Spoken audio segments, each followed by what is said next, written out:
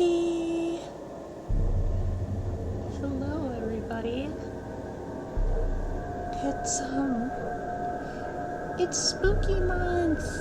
Hooray! You may have noticed things look a little different around here. And I admit it's because I got a little experimental with, let's just say, form-changing magic. It got spread all over my room and stuff, and it'll probably take a while before I'm able to fix it. Speaking of which, so, you know, if y'all know me, I'm no stranger to trying on, like, different outfits, different forms, and whatnot. This time, you know, just as a testament to the fact that I am not yet a master of such craft, it appears this latest form I've gotten myself into doesn't really want to wear off so easily, or at least, like, I can't find myself being able to, like, switch out of it so easily. I anticipate that I'll be better, by the time I stream next time, but, for now, I'm gonna have to bear with it. And y'all have to bear with me, with me. But before I can show you, just a quick little ask of you, my lily pals. And, this form comes with certain, like, strings attached, let's just say. So before I can show you, I need to ask y'all to, just to close your eyes. Just close your eyes just real quick. And for those who feel like they are above the rules, you know, thinking that, you know, oh, they're so special, they don't have to close their eyes, I have a contingency. Watch this. Pop. Okay. Now none of y'all can see anything. Well, on the count of 3, I shall reveal my visage to y'all. 1, 2, 3. Ta-da! I know. You're all laughing at me. When I first saw it, it's kind of ridiculous, but it works for this stream. I don't anticipate on using this form all that much. But here's the thing. In true Peanut fashion, I can't move when y'all are watching me, so, you know, you're probably not gonna see me bouncing all that much like usual whenever I talk. Sorry. It's just, it comes with a form. At least I'm able to talk to you at all, somehow. I don't know how I'm pulling this off either, it's just kind of happening. But you know, while we have SCP on the mind, while we have Peanuts on the mind, tonight is gonna be the first of some spooky streams that I plan to do this month. And you know, I was saving these particular games, you know, for like sometime later in the month, maybe closer to Halloween, but I ran a Twitter poll, and there were two options that tied with each other, and it was in fact SCP reading and playing spooky indie games. And so I felt compelled to have to do sort of like the best compromise I could think of, and that was to play SCP games. I'm going to be playing a couple, starting off with SCP-087-B, and then after a while we'll move on to Containment Breach. And here's the thing, Lily Pals. Containment Breach, I think I could probably last fare quite a bit better with Containment Breach than I could the former, because truth be told, Lily Pals, 087B, I'm not so sure I'll really... The reason I wanted to save it for later this month is because this game fucking freaks me out. It's actually one of the scariest games I've ever seen. I know that sounds crazy. Like, it's super simple. Like, the way it's designed, like, it's all so simple and so, like, it's so easy to look past, look over. You know, it's like, I get it, I get where you're coming from, but I don't know what it is about this game, like, just the atmosphere and the various technicals of the game. It's just, it freaks me out. It freaks me out so bad. So, I don't know how well I'm gonna fare tonight. Like, I'm scared to even watch other people play it. It's bad. So, here's the way I'm gonna do this. To not deprive my Lily Pals of too much content in regards to that game. You all know, I have, an alarm for, certain Froggy obligations. When that timer goes off, I'm going to make it so that that's the time when I switch games. Like, that'll be my finish line. And also, if this game potentially gets to be too much for me, she's not here right now, but, at some point, I might just ask my wife, Stellar Empress, to join me in a Discord call, because, seriously, like, I might need some comfort and some reassurance as I play this game. I hate it so much. I may scream. I will probably cry. I will hesitate to play and do virtually anything I can to stall it out. But nevertheless, I made an obligation. I have to fulfill the results of my Twitter poll. I have to provide for my Lily Pals. And you know, you're all gonna be suffering with me at the very least. If you're not laughing at me and at my expense as I horrify myself. And just to be a little extra legit, I usually have my room lamp on while I stream, because it tends to get dark pretty quickly.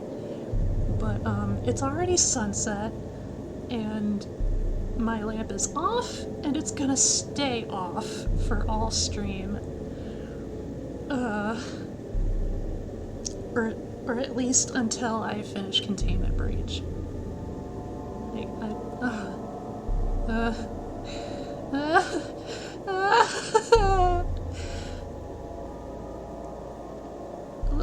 I'm really scared. I don't actually know, like,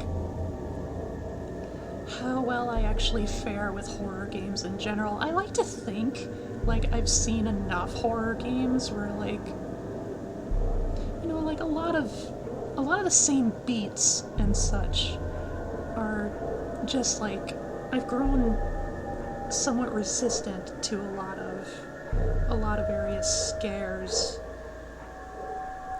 But, you know, I don't actually play horror games myself all that much. I tend to watch other people play them.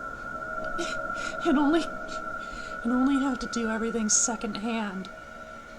I don't have that excuse this time. Anyway, I think I've stalled for long enough. I'm carrying over. And so now I begin SCP-087-B. It's an oldish game, not all that graphically advanced, but oh god. Here we go.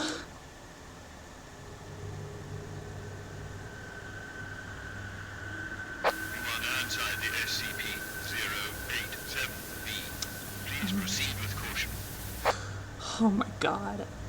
I'm gonna alt-tab real quick, just to make sure I can see chat. At least as alright as I can. And just move it over a little bit.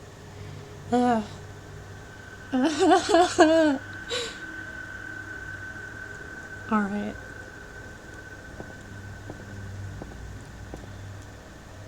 Oh god.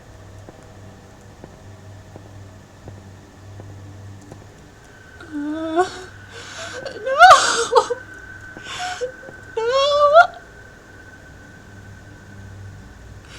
Oh my god, I hate it so much already. No. No.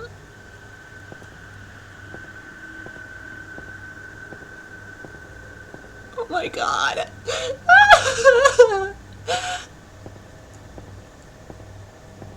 No.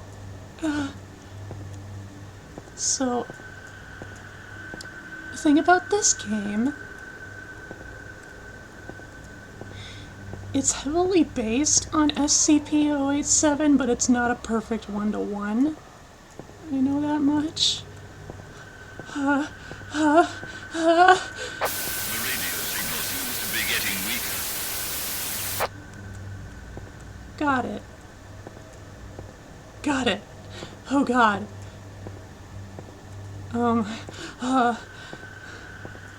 No.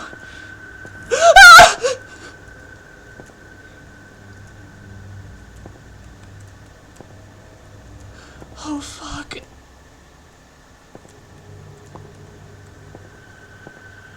Oh my god.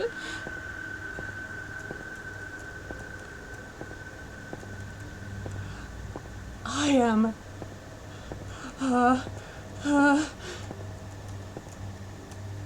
Radio communication impossible. Explore. I know. Breathe. Breathe. Oh. Oh.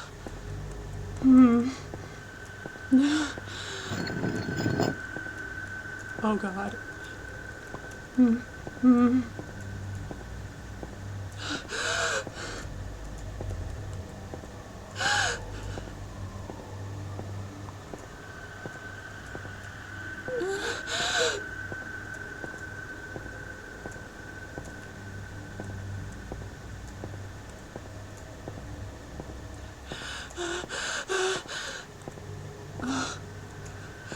Oh. Oh. Oh my god. Oh fuck.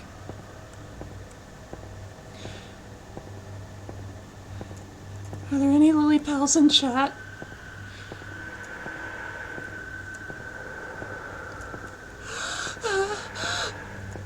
Oh my god.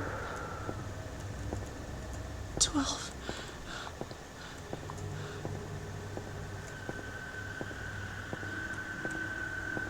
Oh. I'm turning my lamp on. Fuck this. Fuck this. No.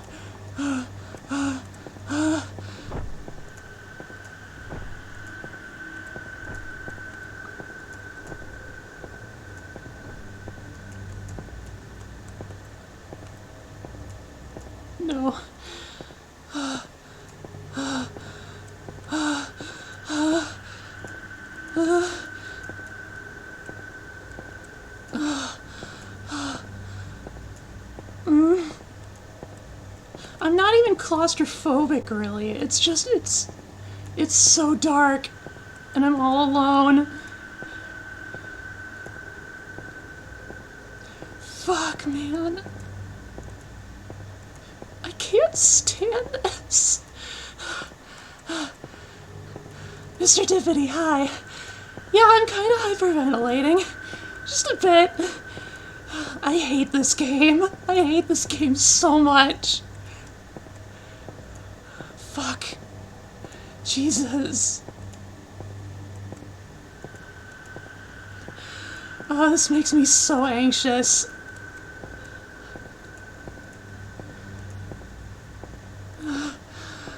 Oh, my heart is pounding, y'all. Damn it! I hate it when there's forks in the path.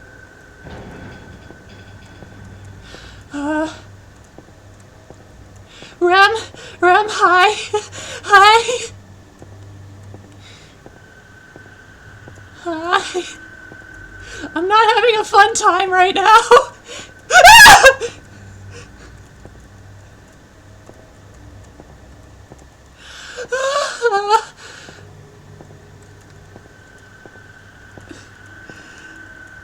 Oh, I hate it. I hate it.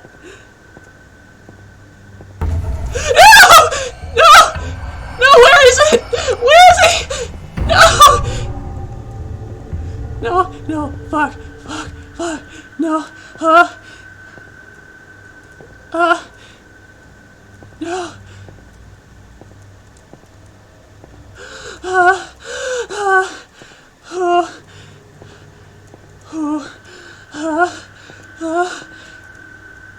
Oh god. Oh god, the railing, no. No, no.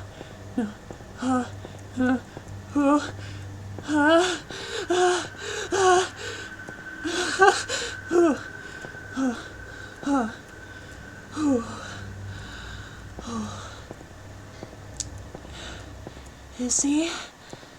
Oh, it's just a game. It's just a game.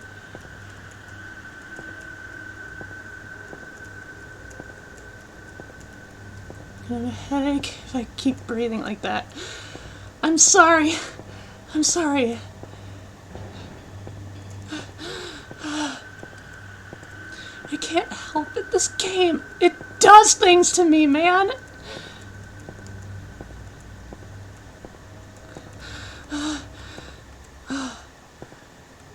At least I'm not alone. I have y'all with me.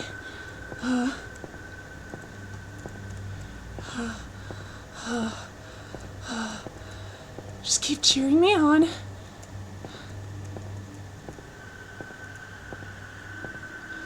Fuck.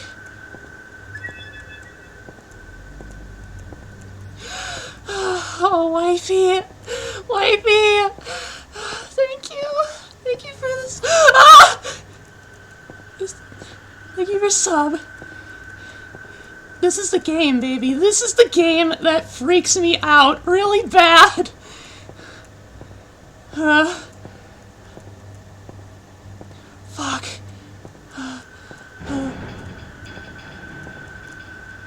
Okay.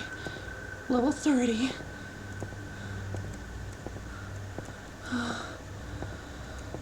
Oh.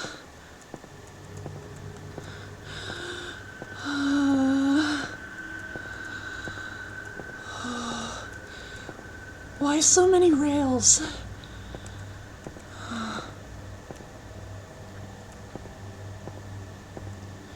Okay. Okay. Keep going. By the way, how do y'all like my new form?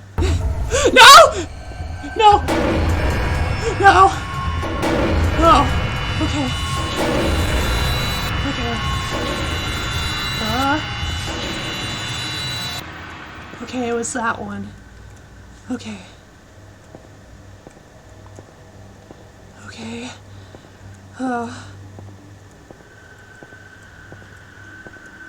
Okay. Alright. 33.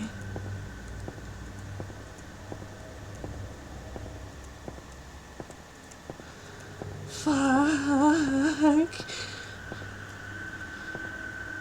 It's very cute, I'm glad. It's based on Peanut. The classic Peanut.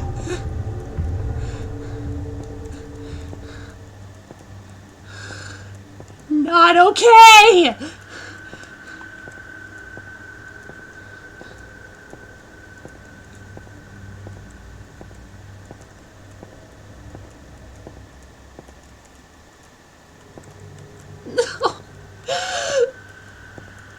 No.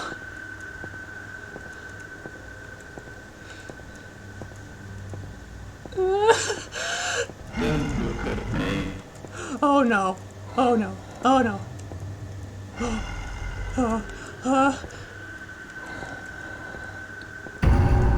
No. God fucking damn it.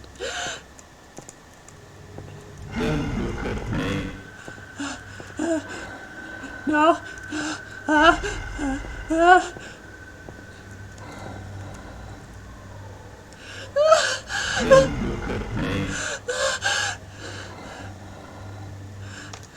I can't. I can't do it.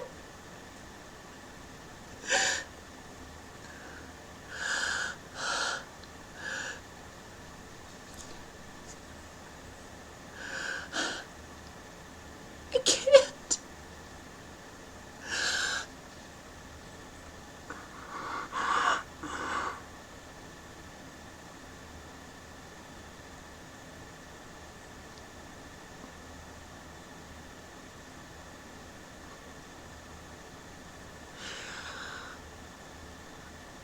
Well, I'm glad you're having fun.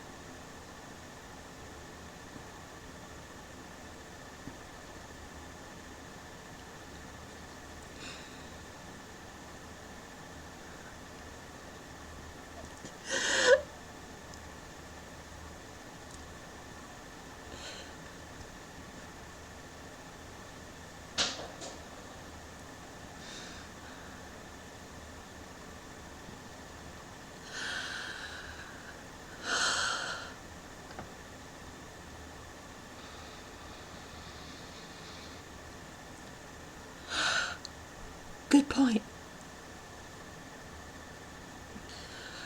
Oh God, I'm shaking.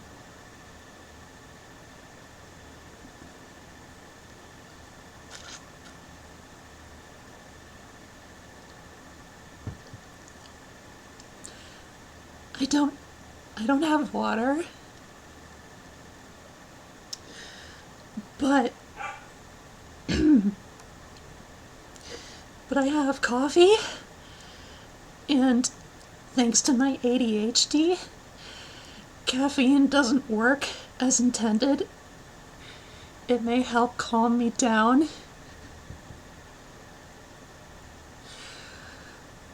However,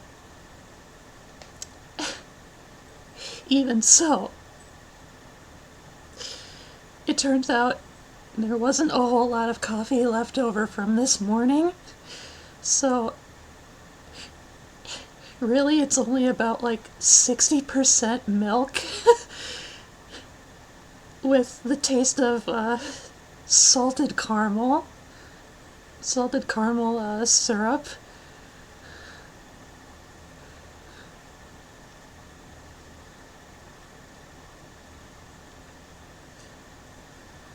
Okay.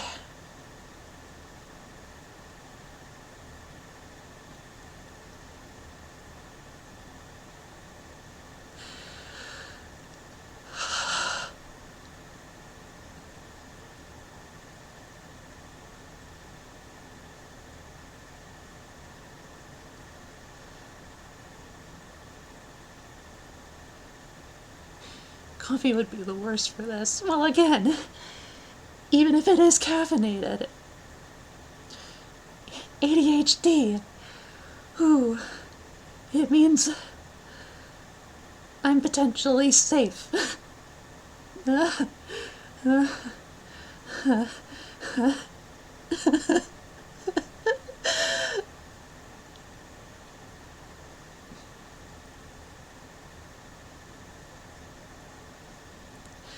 Shit.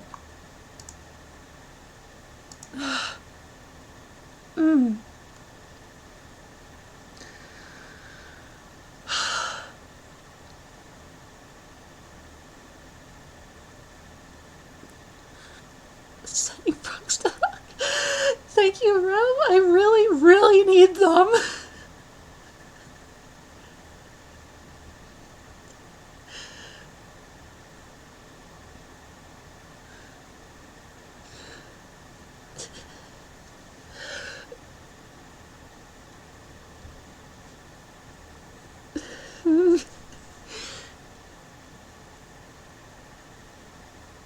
Okay. So,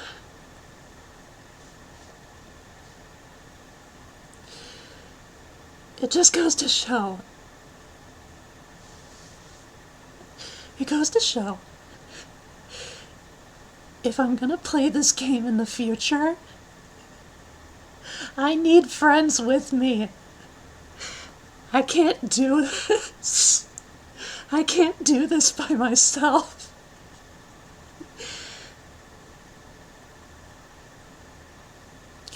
Oh God.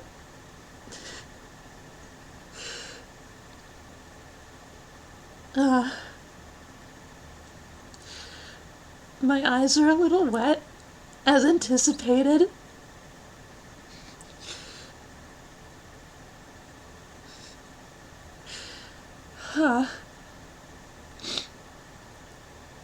Preferably those friends are like me. Fair enough. Fair enough, I will keep that in mind.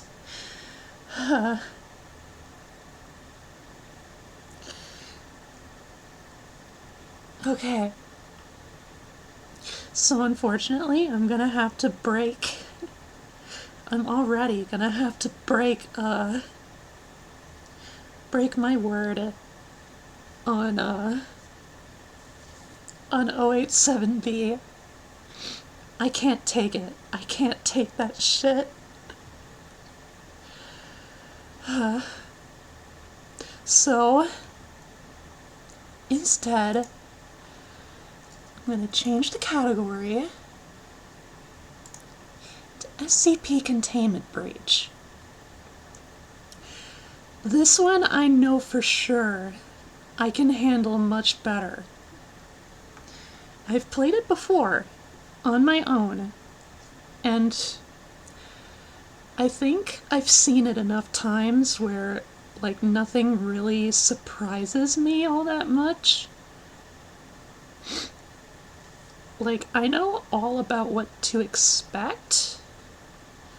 Like, I know about 173, I know about 106, I know about 939, I know about 096, I know about 049, etc., etc.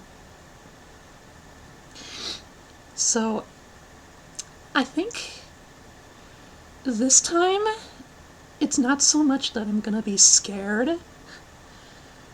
Rather, I'm just gonna be stressed. I want to see the Unity remake, but they're so slow. I have bad news for you. It's been discontinued, but I know what you mean.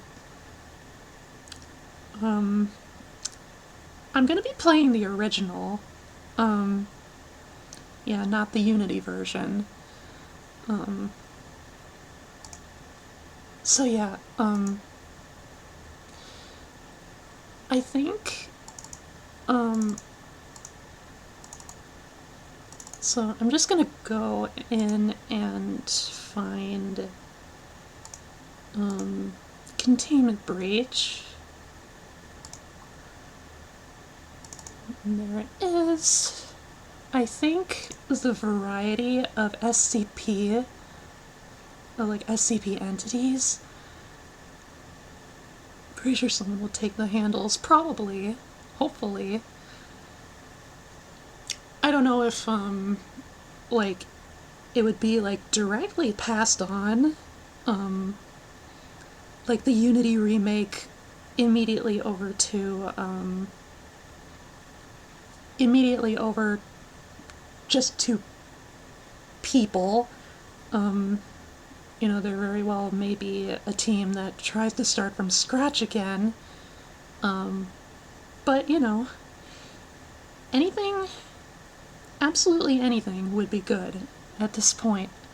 As I was trying to say, I think the variety of SCPs and the fact that, you know, I'm familiar with most of them, I think that's gonna help a lot in, like, dulling down the fear factor.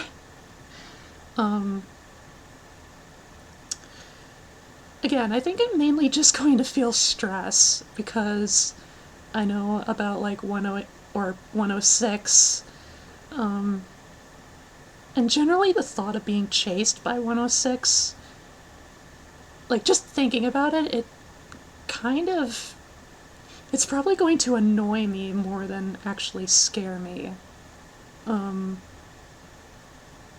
You know, I might, like, flinch every so often, like, if he phases through a wall or something, but, like,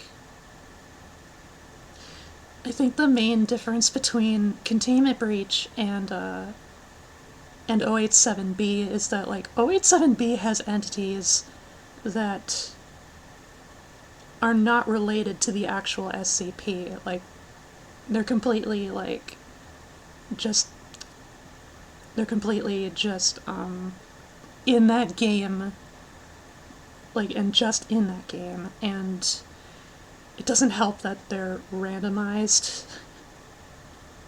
And, like, you can never immediately tell which one it's going to be as you're just staring into the darkness. Oh god. I don't want to think about it anymore. But anyway, I think what I'm gonna do for Containment Breach, since I couldn't last at all with 087B, I think what I'm gonna do is I'm going to, I'm gonna play Containment Breach, and then after, like, we hit... I think after we hit, like, the 2-hour mark or something, I'm going to, like, call off the game and then, maybe take a look at some SCP articles, like I have done in the past. And yeah, okay. I think I've had enough time to really calm down. I'm still a little jittery, but, again, I'm anticipating that this game is gonna be a lot more manageable, by comparison. So, I'm going to launch.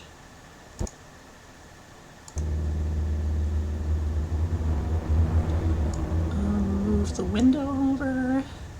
Undertow Games.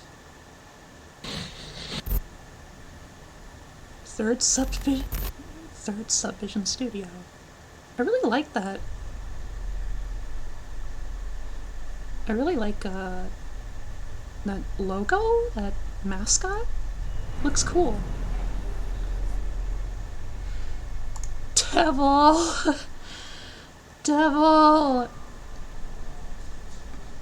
I would complain, but I've already been so thoroughly spooked. I don't have the energy. I don't have the energy to refute. Okay. Alright. Let me just... enable room lights. Toggles the artificial lens flare effect generated with specific light sources. Oh. Cool. Anti-aliasing. Only takes effect in full screen, never mind. Yada yada yada. Advanced. Toggles the use of the developer console. Can be used in-game by pressing F3. Achievements, pop-ups, yada yada yada. Audio. I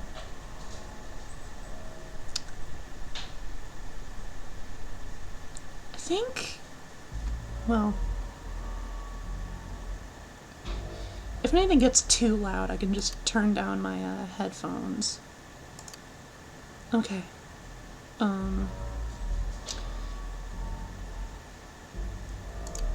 Alright, so, yeah, I'm gonna do, see? Cutie gets scared. Devil. Devil. Wifey? I couldn't do it. I couldn't do it. I couldn't do it. It got me. Just remembered was panic breathing. Yeah, I took some time to calm down. 'Cause the anxiety got really, really bad. I got really, really scared. I cried a little bit, and I had to break my oath to play for an hour and a half. I couldn't do it. I can't. I can't. Not by myself. So anticipate, in the future, baby, if I have to play that game again, like as a punishment game or something, you're coming into the call with me. I will not do it without you. I refuse.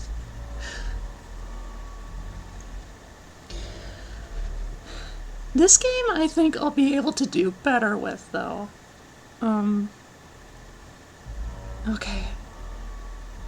So, save can be saved at any time. However, as in the case of SCP objects, the save classification does not mean that handling it does not pose a threat. I knew that. Euclid. Saving is only allowed at specific locations marked by lit-up computer screens.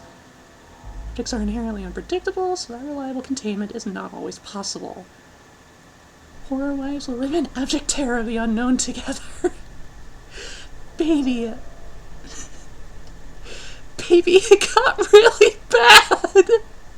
It got so bad.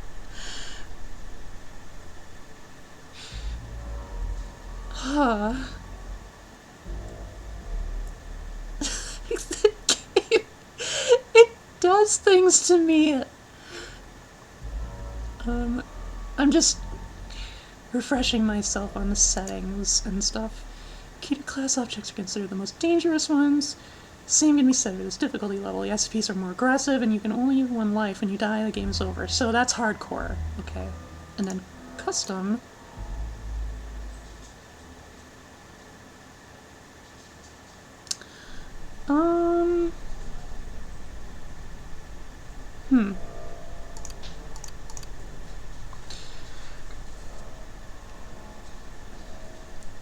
Let's just start on safe.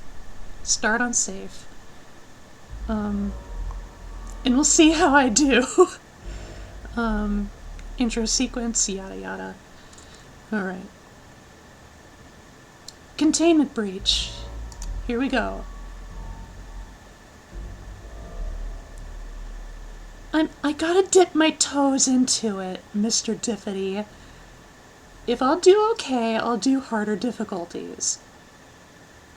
I believe in you. Good. Again, I don't anticipate on getting scared so much. Just as much, like, stressed. Tab. Yep, that's orientation. Yada yada. Alright. And then shift is to run. Control is to crouch. There's a toilet.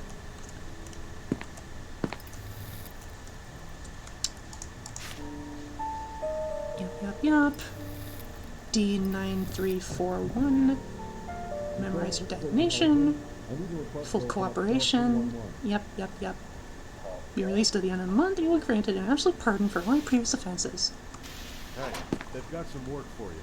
Do me a favor and step out of your cell. Just follow me. Oh, and by the way, we're authorized to kill any disobedient test subjects, so don't try anything stupid. Noted.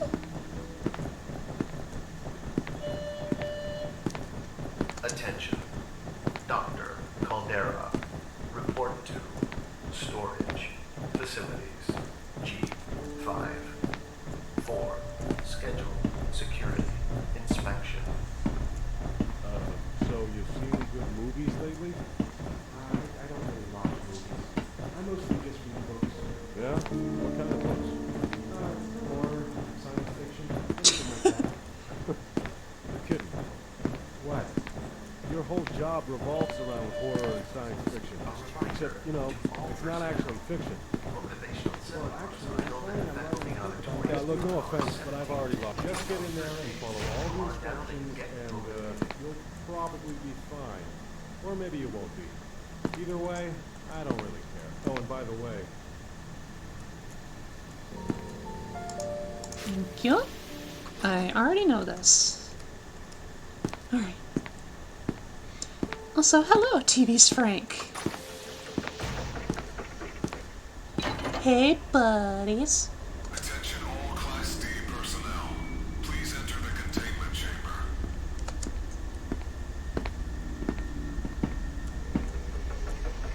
Hello, Peanut. Please approach SCP-173 for testing. Nope. There seems to be a problem with the door control system. The door isn't responding to any of our attempts to close it. So please maintain direct eye contact with SCP-173 and...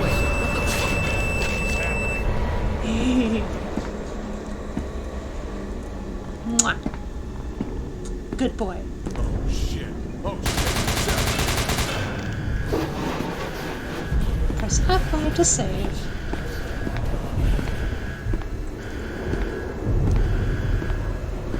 Alright. We're in it now, boys. appears to be locked.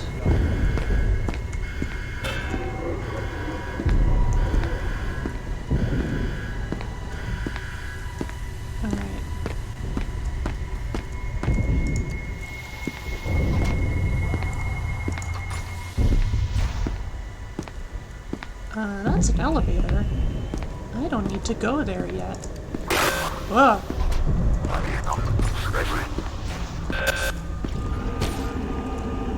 Hey, buddy. Oh, that's 682. I hear that. I hear that stone rustling around. Attention. Ooh. Report to immediately. 012. I know that one. Gunfire. Yep.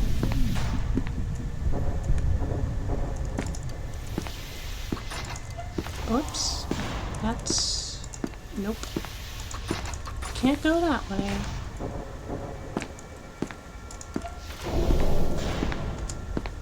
I should make a habit of blinking before I open doors.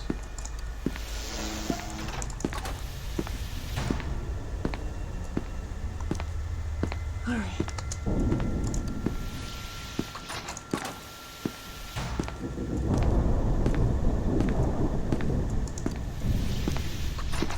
Nope. Okay.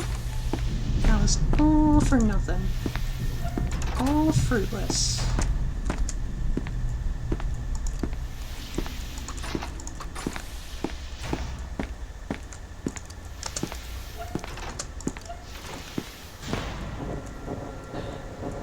I'm just gonna avoid that.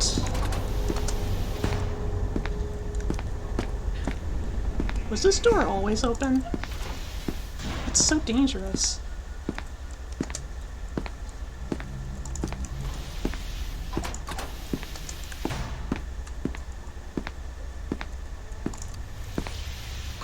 Oh no. No, no, no, no, no, no, no, no. That's a teddy bear. That's a teddy bear, and that's not the cuddly kind.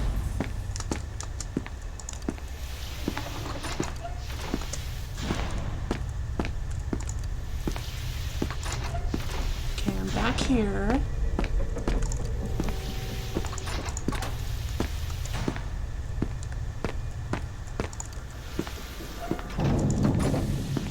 It's just chilling out. Alright. Ooh. How about I save real quick? What the? The bear's over there too! I'm trapped!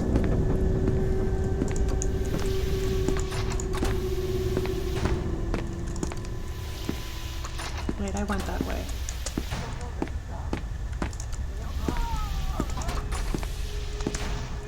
I can't go down there yet.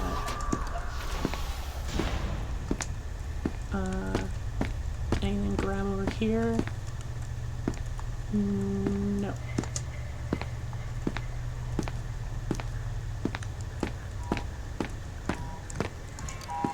No? What in the world?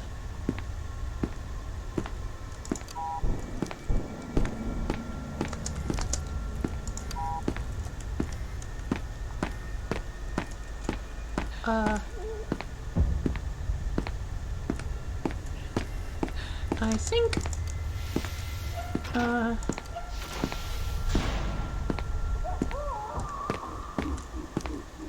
oh dear.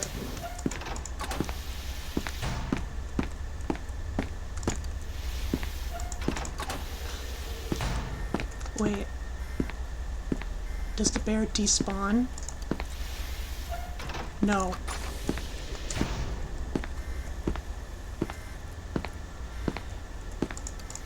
Well, Lily Pals, it looks like I'm stuck.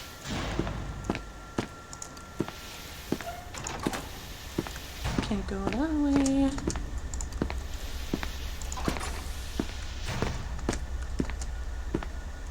This is so weird. Wait, did I go this way?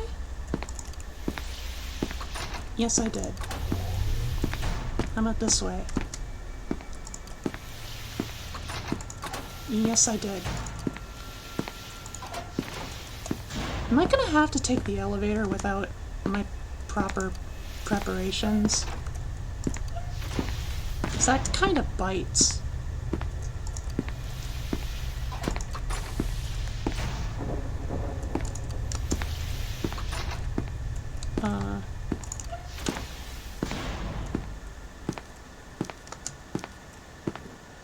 Yeah, I can't do anything here.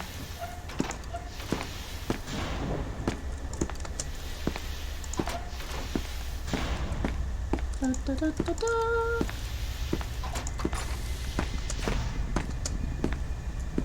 That's 173 somewhere.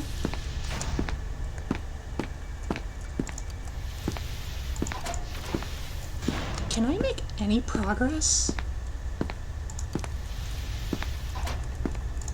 It doesn't seem I can. In which case, how about I just, let's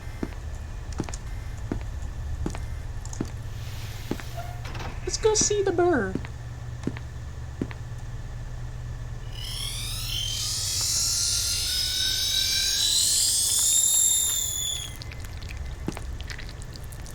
Yep.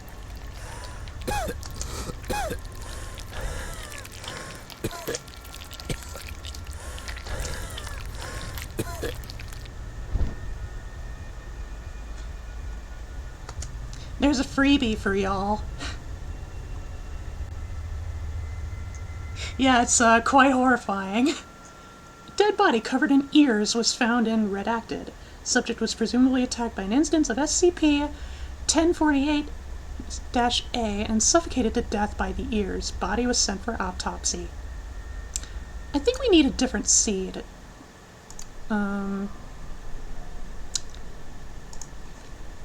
It looks like it just handed one to me, so... Alright. I'm gonna try Euclid. Hello, unknown D-Data. 372, the peripheral jumper.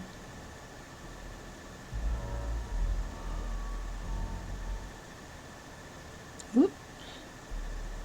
It's gotta load.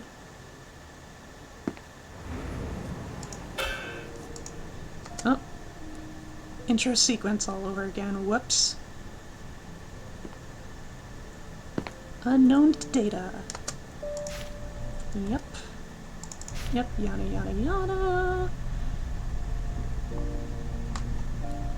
Woo! Peripheral vision! Control, this is Agent Olsen.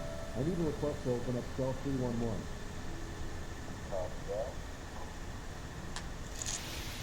Hey, they've got some work for you. Do me a favor and step out of your... Just follow me. Oh, and by the way, we're authorized to exterminate any disobedient test subjects, so... Yes, indeedy.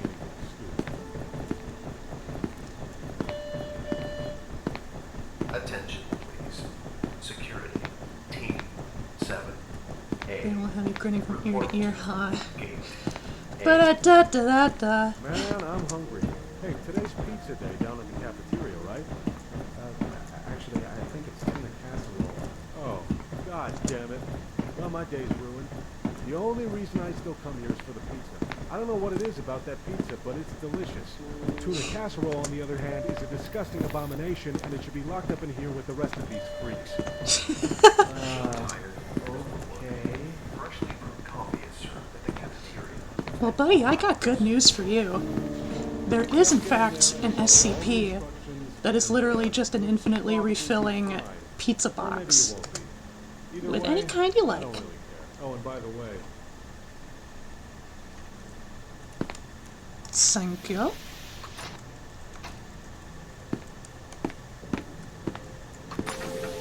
It's my friends! And a peanut. Attention all Class D personnel. Please enter the containment chamber Me hungry now.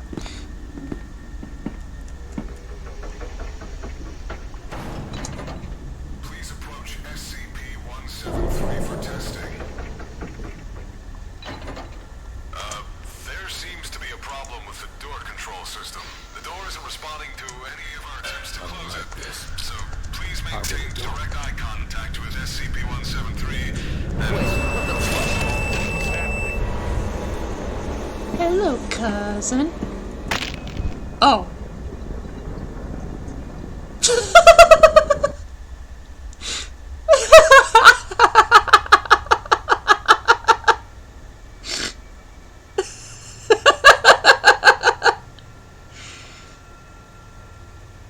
Did I blink?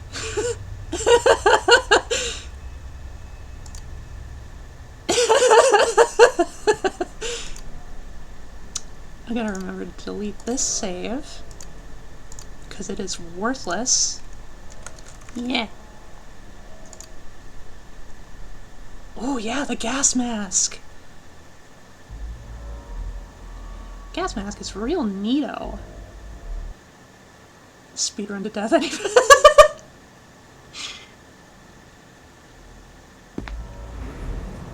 Oh damn it, I didn't turn off the...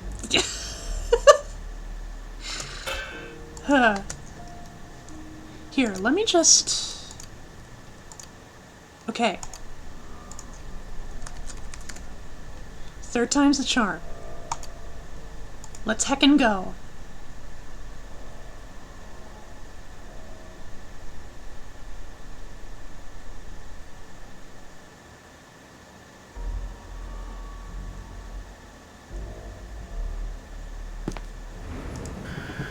Alright. We're in the thick of it.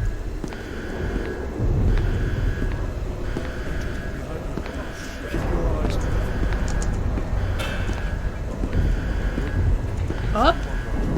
There's the boy.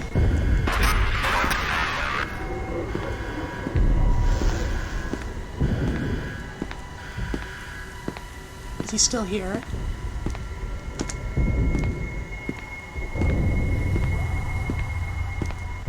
Doesn't appear so.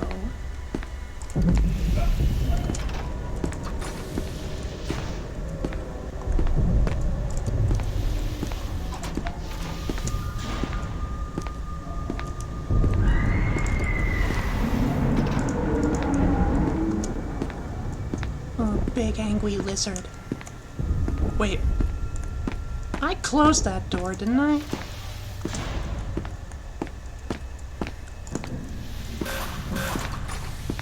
Attention. All personnel report to immediately. Ah! Hi, Peanut!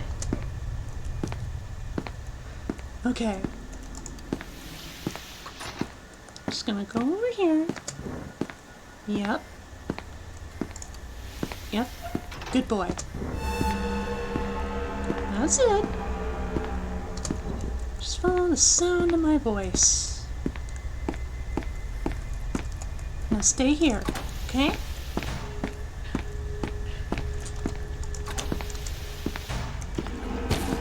Oh.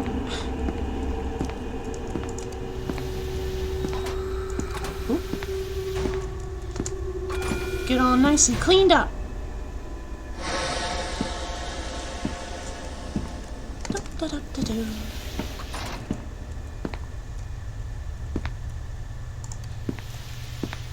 Turned your back on the jump scare. Hey, I know what Peanut likes. Ooh! I know this room. Or rather, this hall.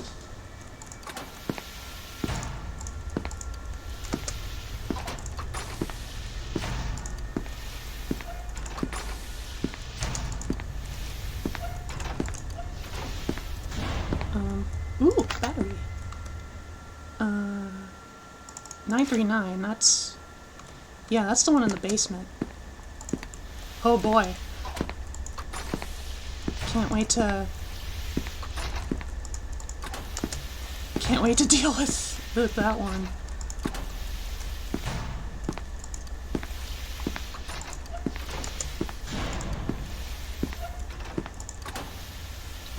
Any changes? No, not yet.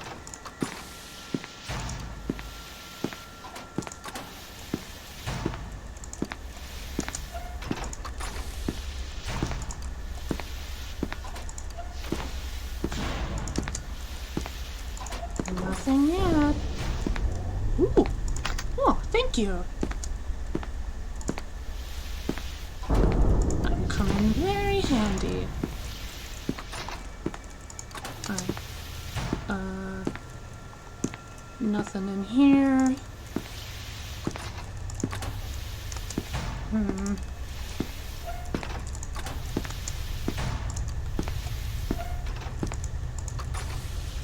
There we go.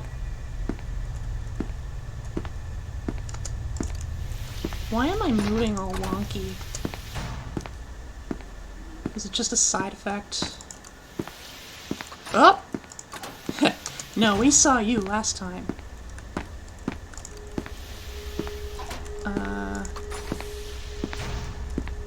Hello! You're the nice one.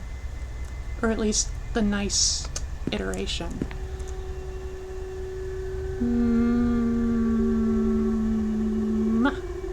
Haha. Okay. Aw. It's not high enough.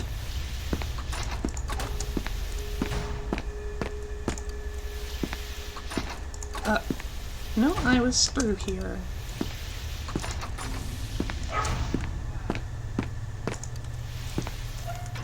Hello? Just a spot of blood.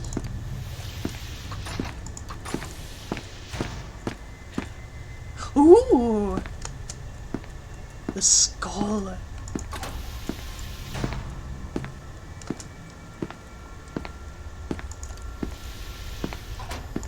Another cleaning room. Don't mind if I do. Oh. Okay. That's another bear.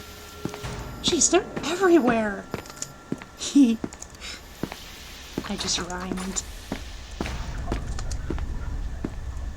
And those are the pipes.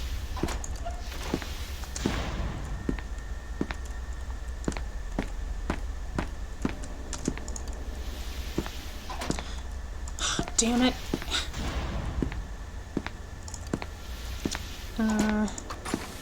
I'm not ready yet.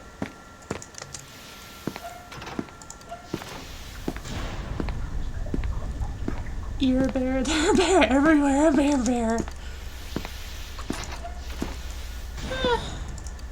While we're here. Oh, right. F5. What a bam. Do I have high enough clearance?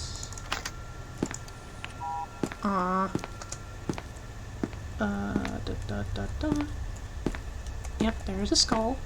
Things happen when you touch it.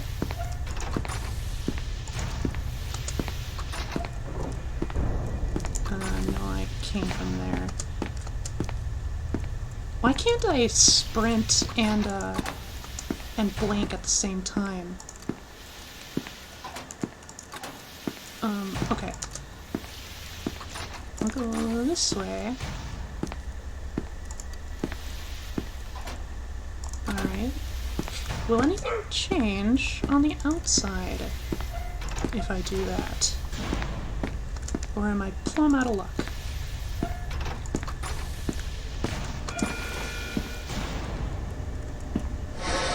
Well, thank you for the shower. Yeah, the loop. Loop, the Fruit Loops.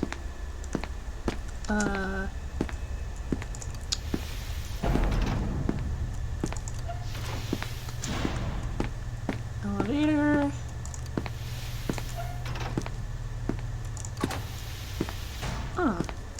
We haven't been here yet.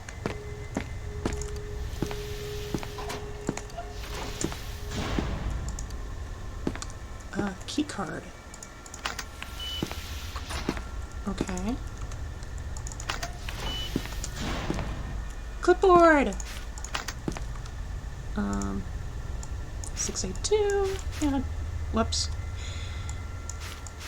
No. Yeah. Just like that. And then Tonky. Origami crane. Medkit.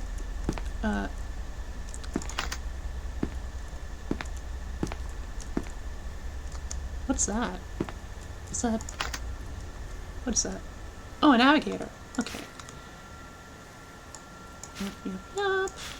Yep. Let's put the battery in the navigator. And then...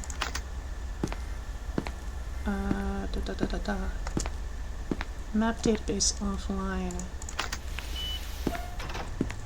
Whoa.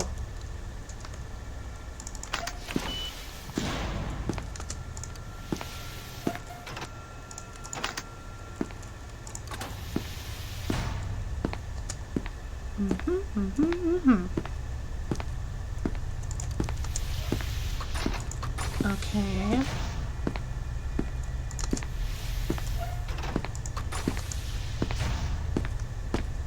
At least I can keep track of where I haven't been.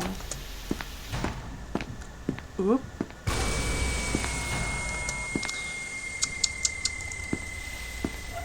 Gotta do better than that.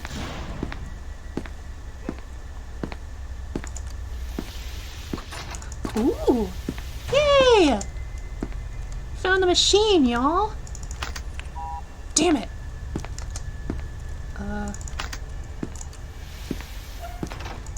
Okay, I need a better clearance card. Where find?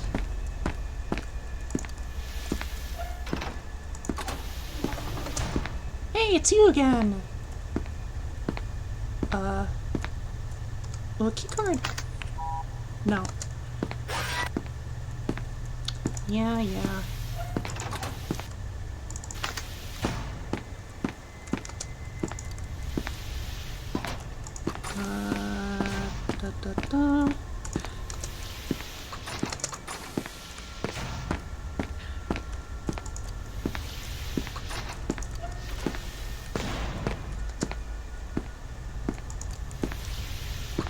No. No. Can't go there. How about down there?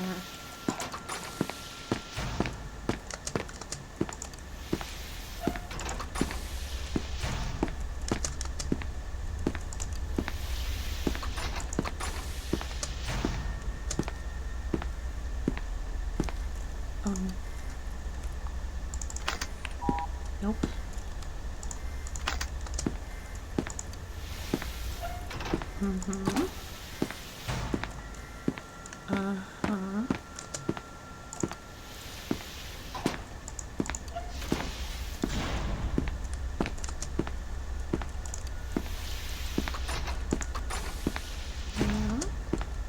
Okay.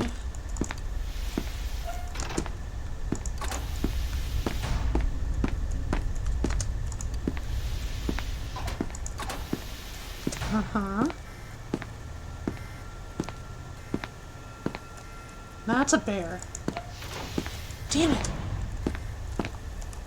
What? Nope. Not good enough.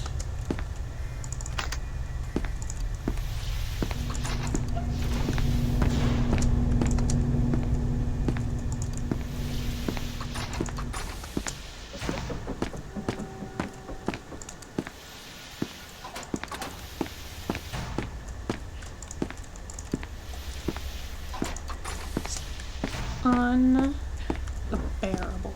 Oh. Haha. Hi, Peanut. Just in time. I was actually kind of getting bored.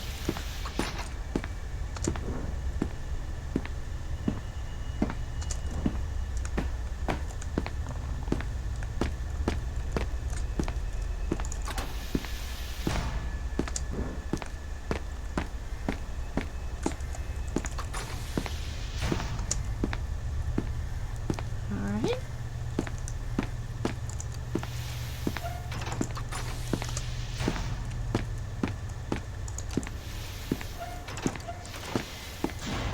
Over here, maybe? Oh damn, it's hard. It's almost out of battery.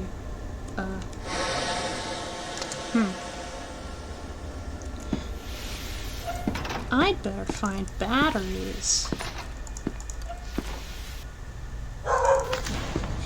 Oh, dogs.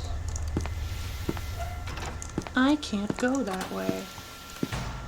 How about this way? No, I can't.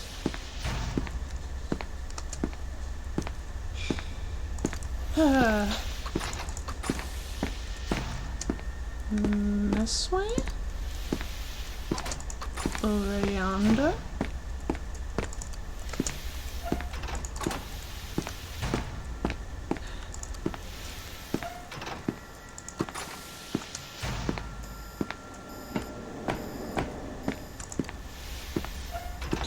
That's a bear. Once again, I am stuck. Can't go anywhere. Oh, battery's dead. Can I get in here? I can. Oh, right. Right.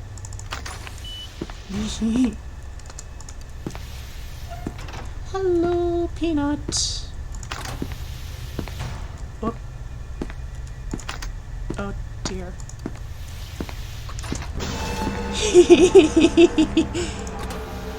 Bye-bye. Huh. Level 2.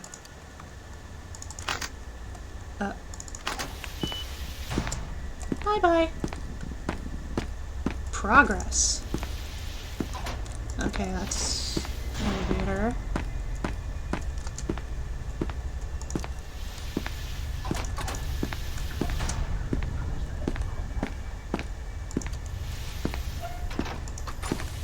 Shower.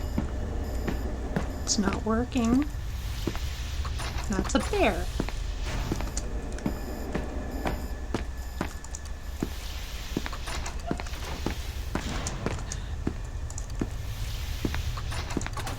Huh. Oh, wait. Before I go anywhere else.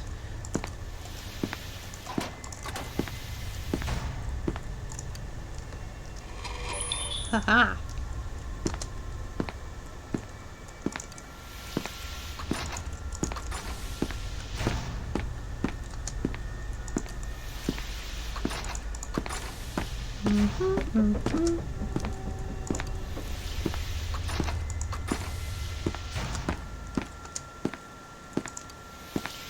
Nope.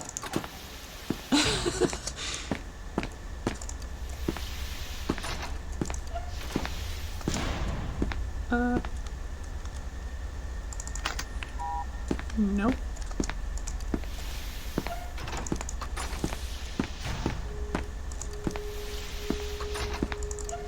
Shower room.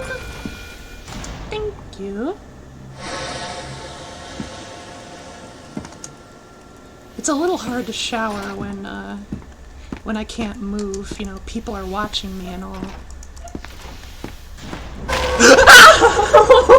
Whoa! Hi, Peanut.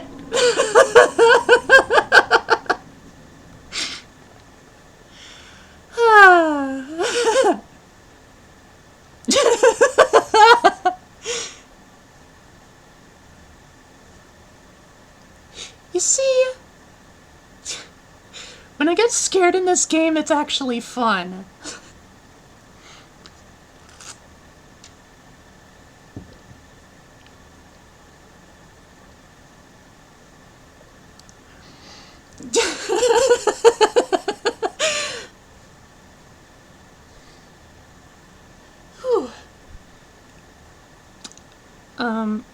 Okay, so...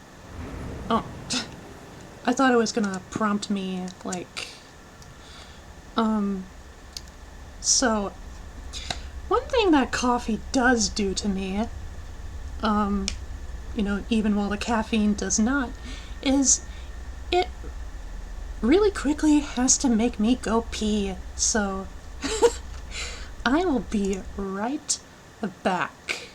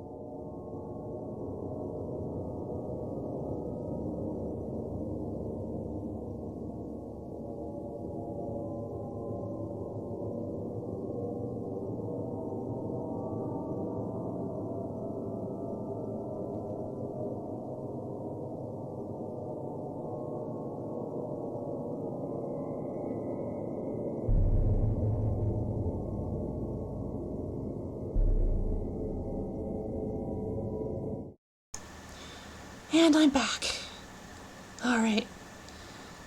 This scare is more jump scare-ish. This stairs just build tension with no release. Pretty much. Oh, what did I... Okay. Yeah, pretty much. You pretty much got it. Well, I mean, technically it does have a release, but, like, the releases are just, like, so... Wait, no, I came this way. Like, the releases are so minuscule, and then when it jumps y'all, it's just, all that tension, it's just terrible. Right. Sorry, I'm trying to regain my bearings.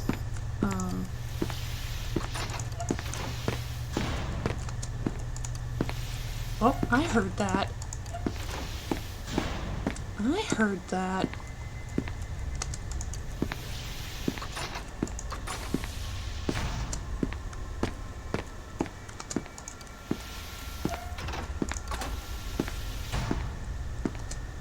Really gotta make sure to blink before I open any doors. Oh, damn it!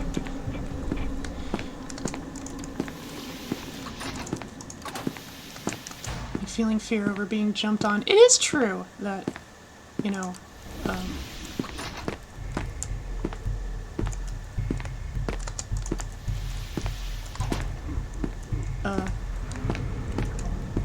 where is he? There he is.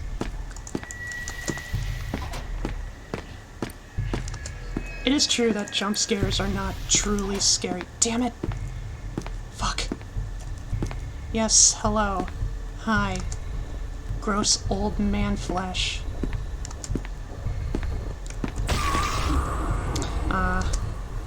I couldn't juke him. Hello! Is this your house?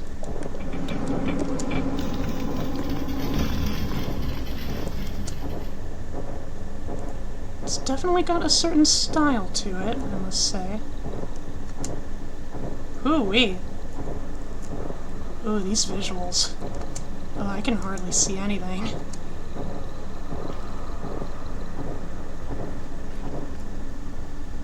I have no idea where I'm going. Sheesh. Oh, it's so slow.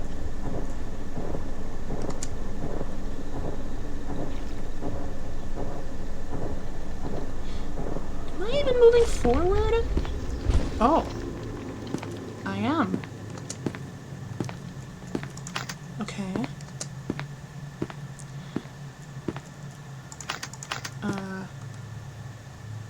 Eye drops. Cool. And batteries. Whoops. Hmm.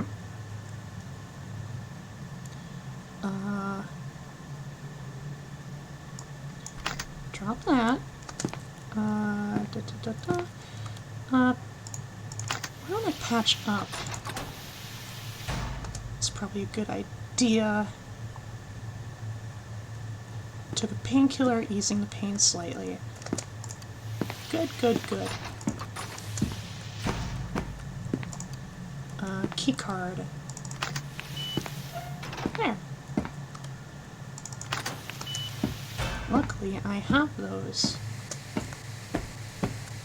That's an elevator. Appears to be broken. Oh dear.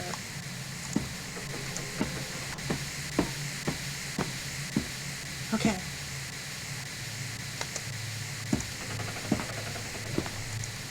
Dead dude? Yep. Oh, I know this room.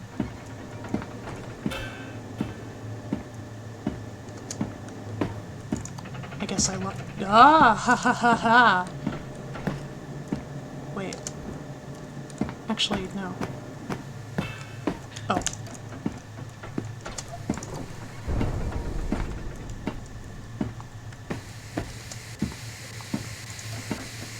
No, that's where I came.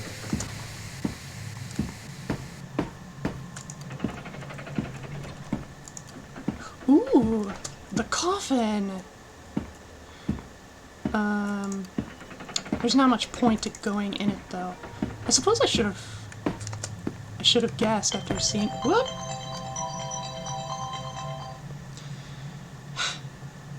If I were still playing 087B, that would have been my cutoff point. But I'm still good to go on for a little longer. Hey, little buddy! Oh wait, it's not good enough to go through there. Alright. Shoot. Nope. Came this way. Right. Right.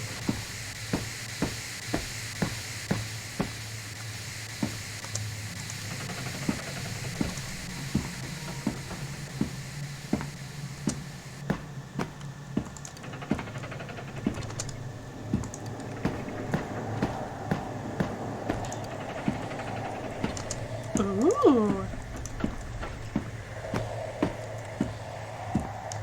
This is where they keep 682. Or at least they would if he wasn't let out. Then I go up these stairs, right?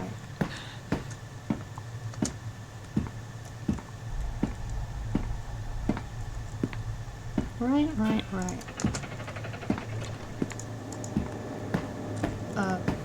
Close. I made sure to keep that habit up. Oh. Rip.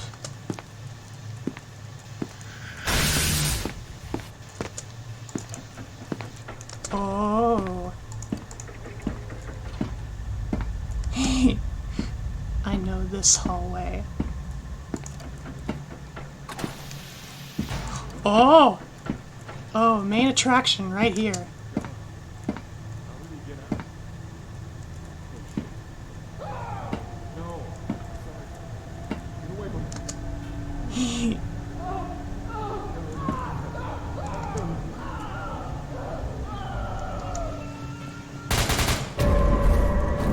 me. Oh, 9-6.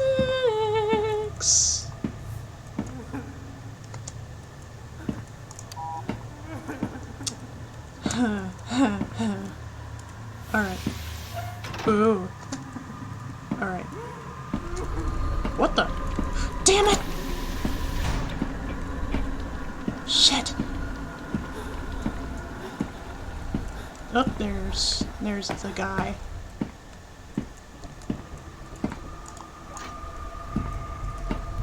Alright. Yep, just come take me away already. So cheap. Alright, if I remember right, one of these passages is supposed to have, like, a piece of paper. Here we are. And then we'll go down this path. Just maybe. Yeah? Mm-hmm. Oh? Oh, the cowbell!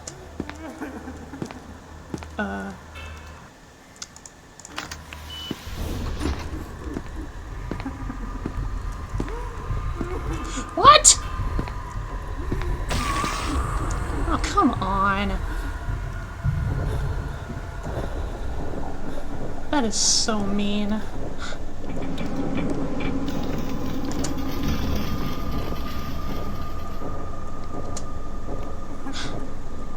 That is so cheap.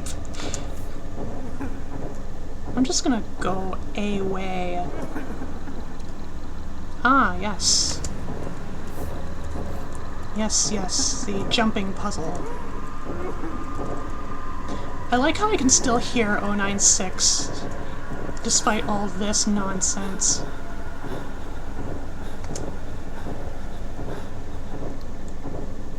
Alright. Okay. I'm bleeding a bit. Whee!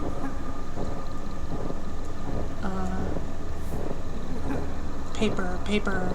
Is there any paper?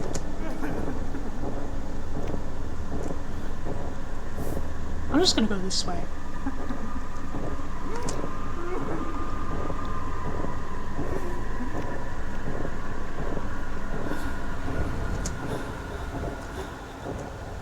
And now I'm back here.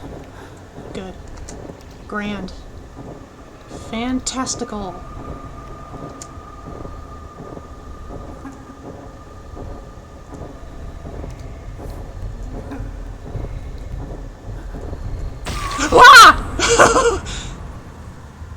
Jesus! Okay.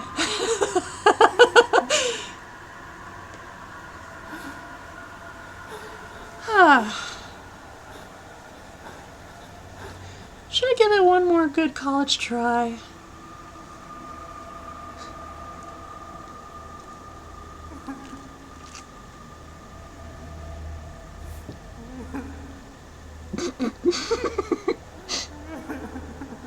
Wah! Wah, Luigi!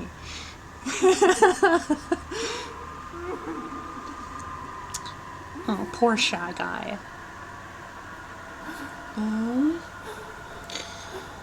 Body partially decomposed by what is assumed to be 106's corrosion effect. Body disposed of via incineration. Let's try this again. Alright.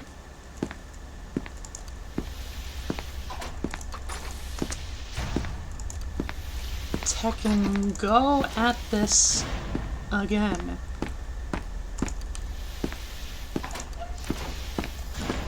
No, I can't go that way. There's a bear over there.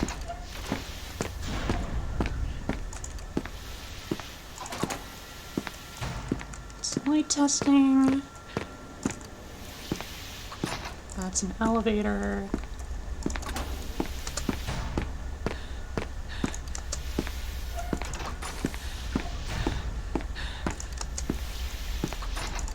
Gotta go this way.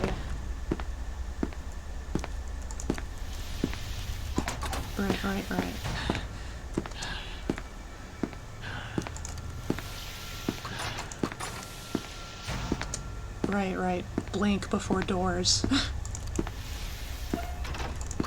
Thankfully, that's a bear. And here comes the man himself, making his grand entrance. 106! Just do it already. Jeez. I'm so sick of this shit.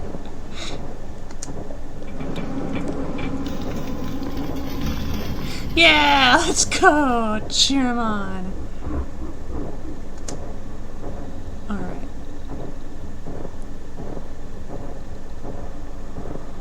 Oh wait, is this the one with the... Yes, it is. I'm probably gonna die. Let's heckin' go.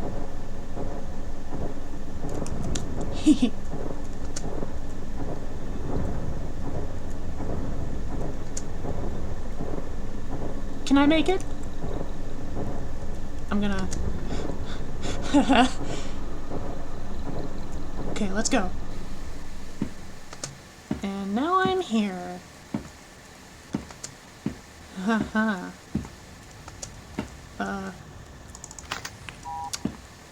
Security clearance 4 or higher. I don't have that. Ducky!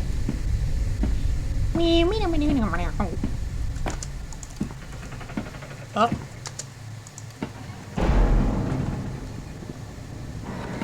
Hi, Peanut. There it goes. Okay.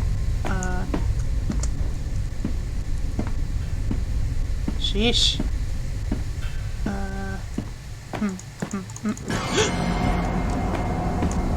Snap. Yep.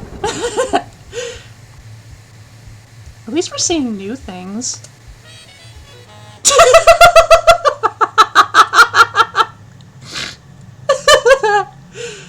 Oh, I love that.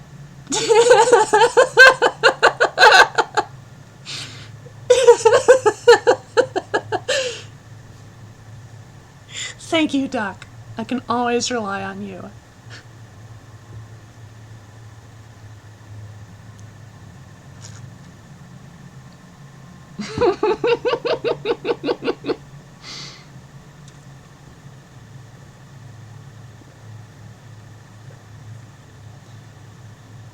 Okay.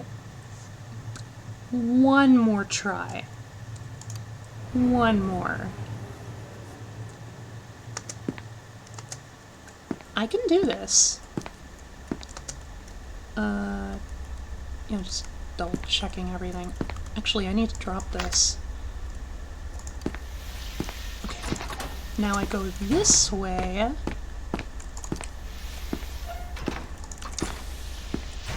the lighting textures were a little wonky there. 106 is going to be on my ass any minute now.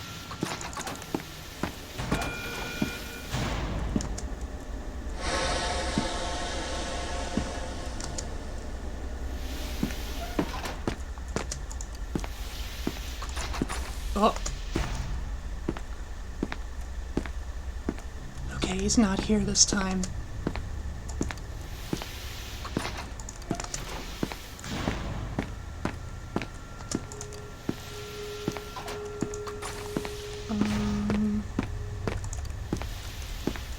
Nope.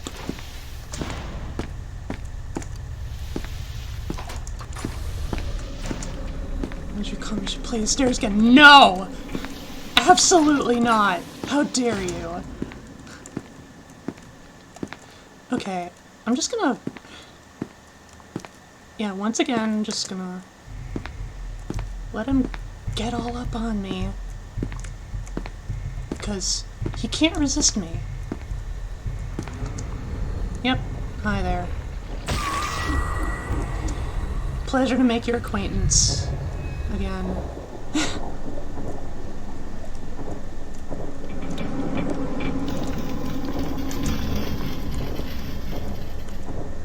I can't find the paper again. I'm just not gonna bother.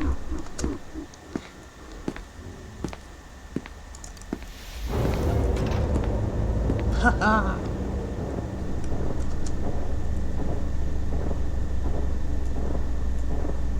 Hey! Hello up there!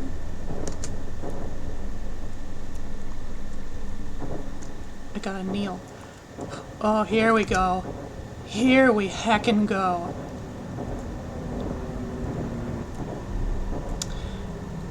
You know, I have no idea what that's supposed to be, but... I mean, I know it's supposed to be based on, like...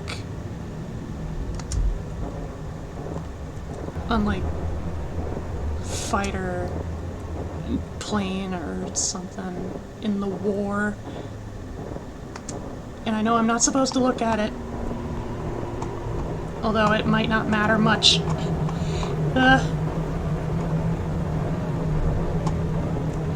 Okay. Alright, I'm gonna let it pass over again. Wherever it'll come from. There it goes. Yeah, like, what even is the explanation, the rationale for including this thing? Okay.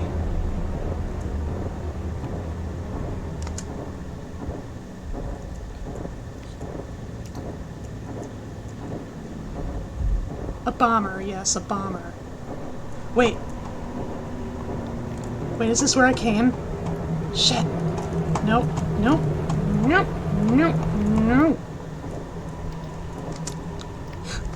Haha. World War II, yeah. I thought 106's origin, or one of the possible origins, was World War I, though. Okay, just over here. Almost there. Almost there. Okay. And then this way?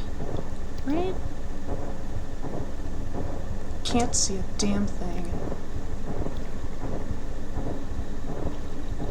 World War I didn't use planes though. Yeah, I know! That's why I'm confused.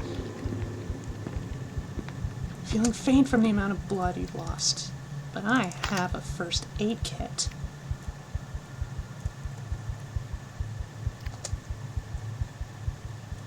Wounds were unable to staunch the bleeding completely.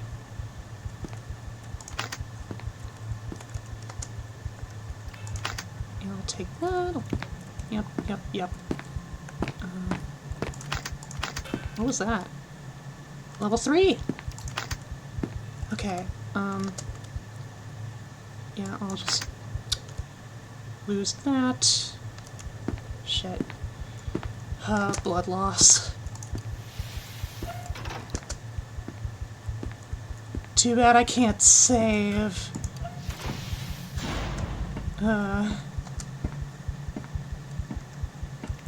So woozy. I know a modicum of what it feels like, though. Like, I've cut myself before, and yeah, the lightheadedness is not fun. Okay, huh.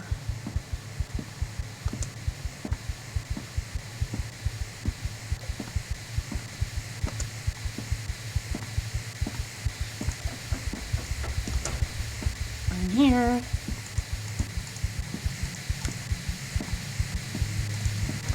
I'm here, just to suffer. I can't even stand up. I'm just in endless crouch.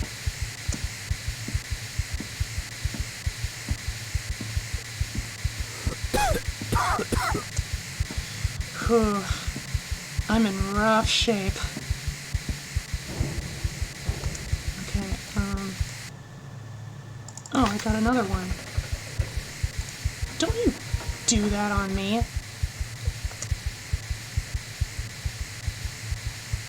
Okay. Alright, I'm here. I'm here again. Oh god.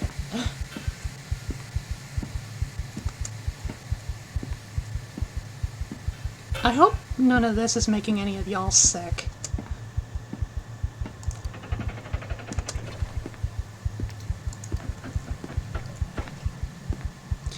Hello, little friend.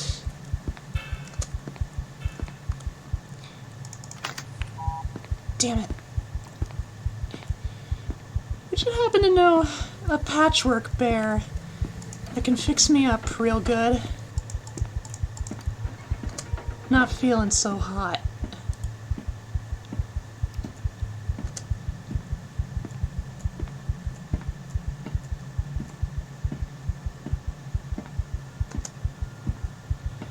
Okay.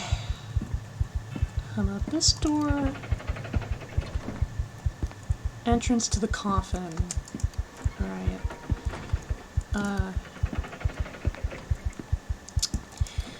I don't wanna visit the coffin right now.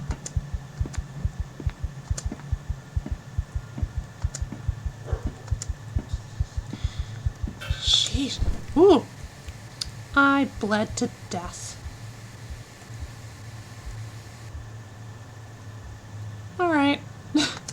Kind of anticlimactic, but I said I would only give it one more go.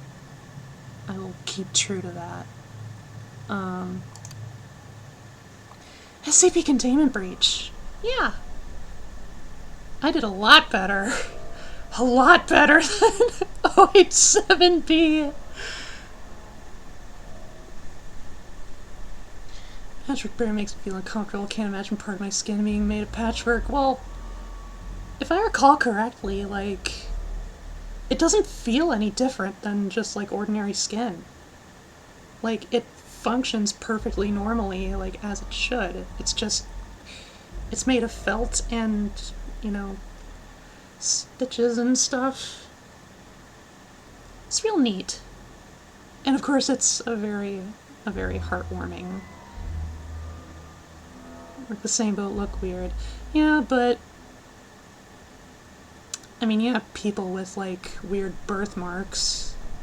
Like it's pretty much the same in principle. Or better yet, like people with eye patches or like prosthetic limbs, like it's not much different. So uncomfortable. Well, to each their own, I suppose. Alright. Oh, ha ha. I patch glued to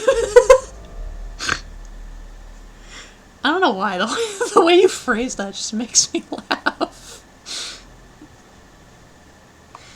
Okay. So I might just play Containment Breach in other streams in the future, see if I can actually make proper progress. And with luck, I will never, ever play 087B ever again. Not alone, at least. Alright. So now, I think, just so we keep on with the,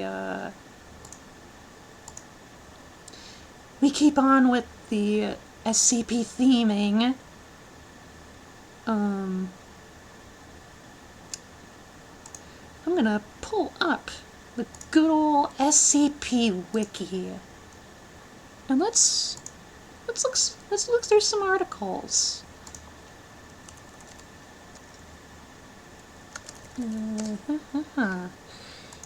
Da-la-dee-doo.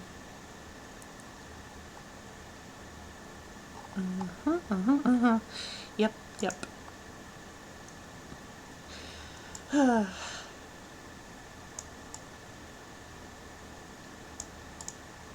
Alright, here we are.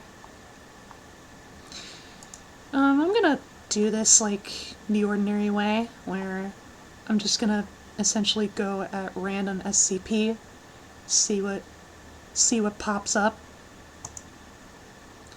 Here we go. Right off the bat, we've got a Keter. Just before I begin, just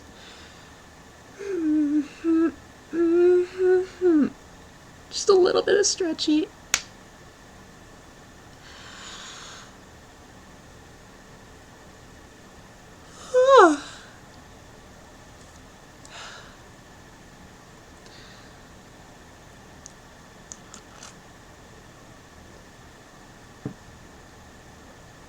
Okay, let's take a look.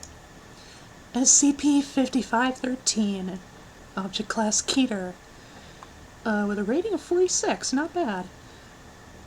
Special Containment Procedures. Foundation AI bot love.aic is to monitor and summarily shut down web pages that depict the following: artistic renderings of the SCP Foundation logo and/or personnel engaged in compromising positions with SCP-5513.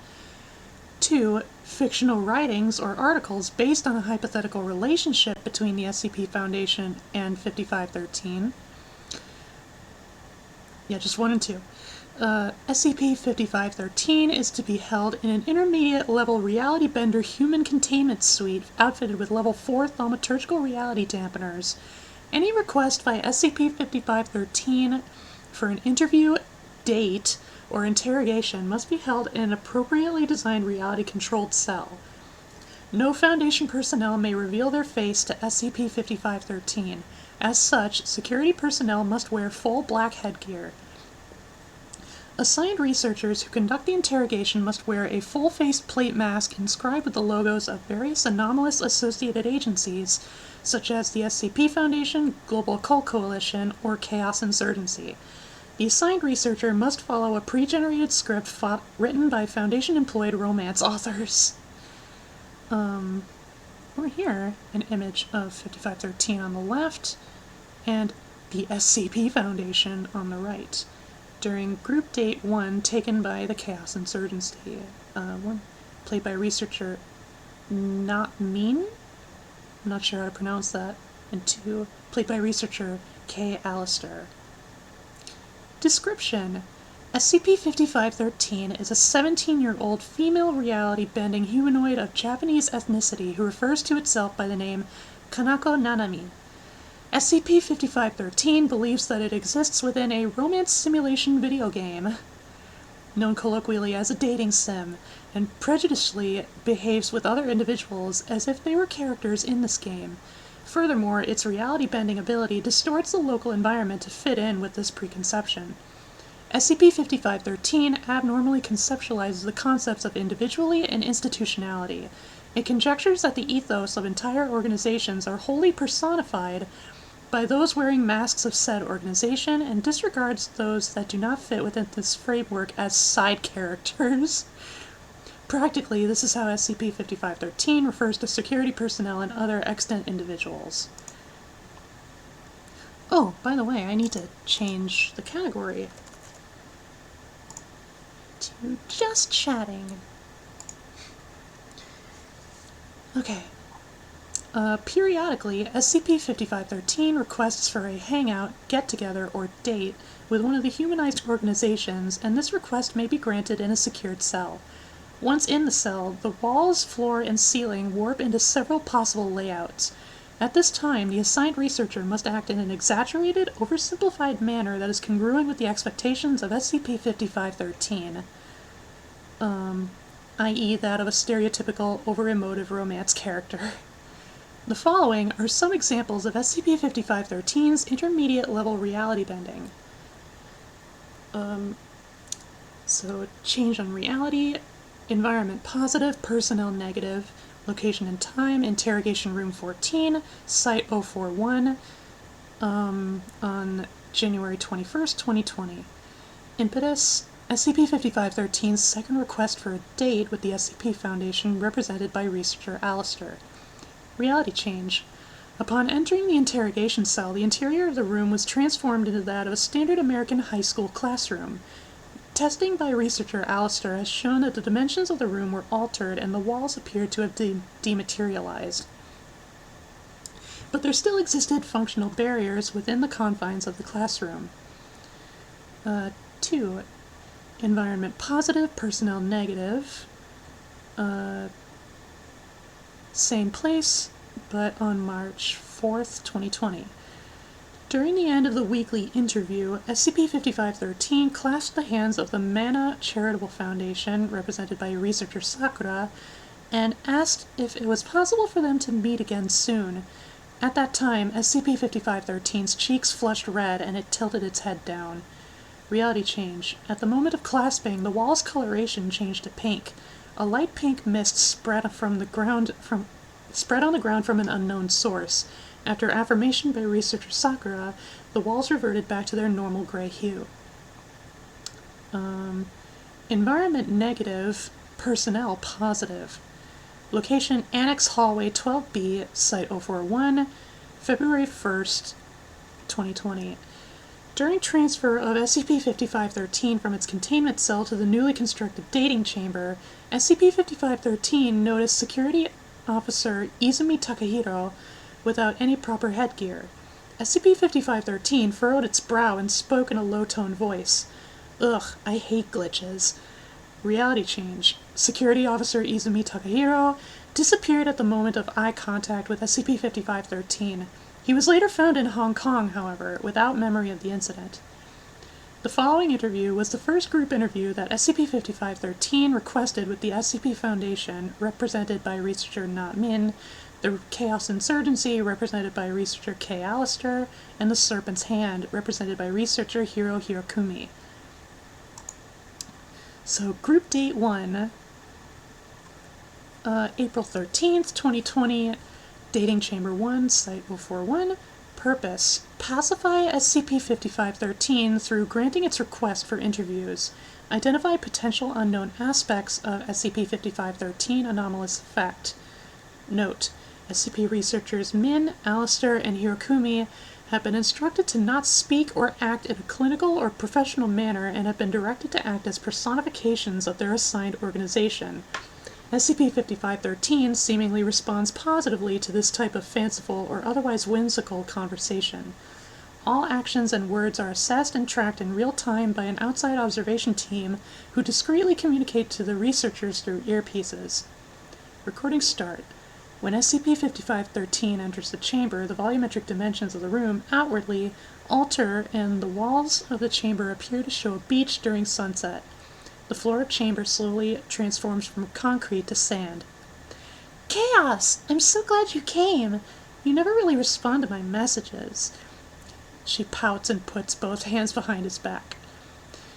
I didn't come because of you or anything. Don't misunderstand. Serpent's Hand. Oh, just ignore him, Kanako. You know how Chaos gets when he is in the same place as Foundation. Looks over to SCP Foundation, who is sitting back on the sand looking at the sunset. Are you still mad, SCP-senpai? I'm really sorry for doing that thing, but I just wanted to let everyone see how I feel. Chaos. Really, despite her apology, you're still upset at Kanako-chan. And here as conning as they come, Chaos turns, he smacks SCP Foundation on the back of the head. Shut it, Chaos. Kanako-chan, you know I'm a private person. You know I hate it when other people look at you, so anytime any part of you pops up online, I get jealous. Serpent's hand knocks his elbow at Chaos Insurgency and speaks loudly. Get a load of this guy. Who does he think he is? Chaos. Hey, SCP, you can't monopolize Kanako like that, you know. She should be shown to anyone and everyone. How dare you keep taking down her drawings? Boys, please. It's alright. I don't want you to fight. I called you all out here because I wanted to talk to you. And I knew a beautiful beach would let us be free with our words and feelings. Serpent. Is anything wrong, Kanako-chan? Thanks, Serpent-kun. I wanted to talk to you first anyway. Chaos, do you want to set up a campfire? Logs, matches, and a bag of coal materialize.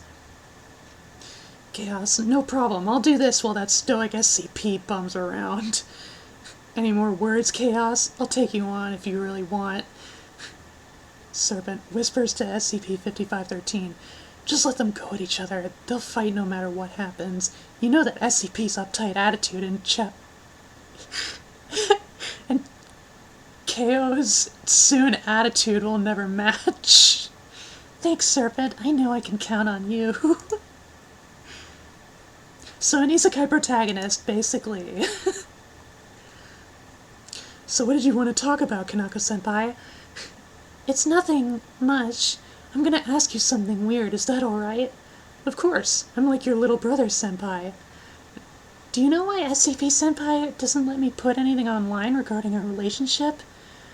One-san, you know SCP-san more than anyone. His ice-cold attitude and love of mystery is only second to you.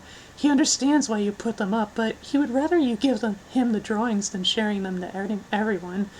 By the way, Kanako-senpai, how did you manage to put them online? I want to upload some drawings too, so can you show me? Oh, Serpent-kun, you're not old enough to use the internet yet. Your freewheeling and openness won't bode for it, I can assure you. Grabs SCP's hand, or 5513's hand.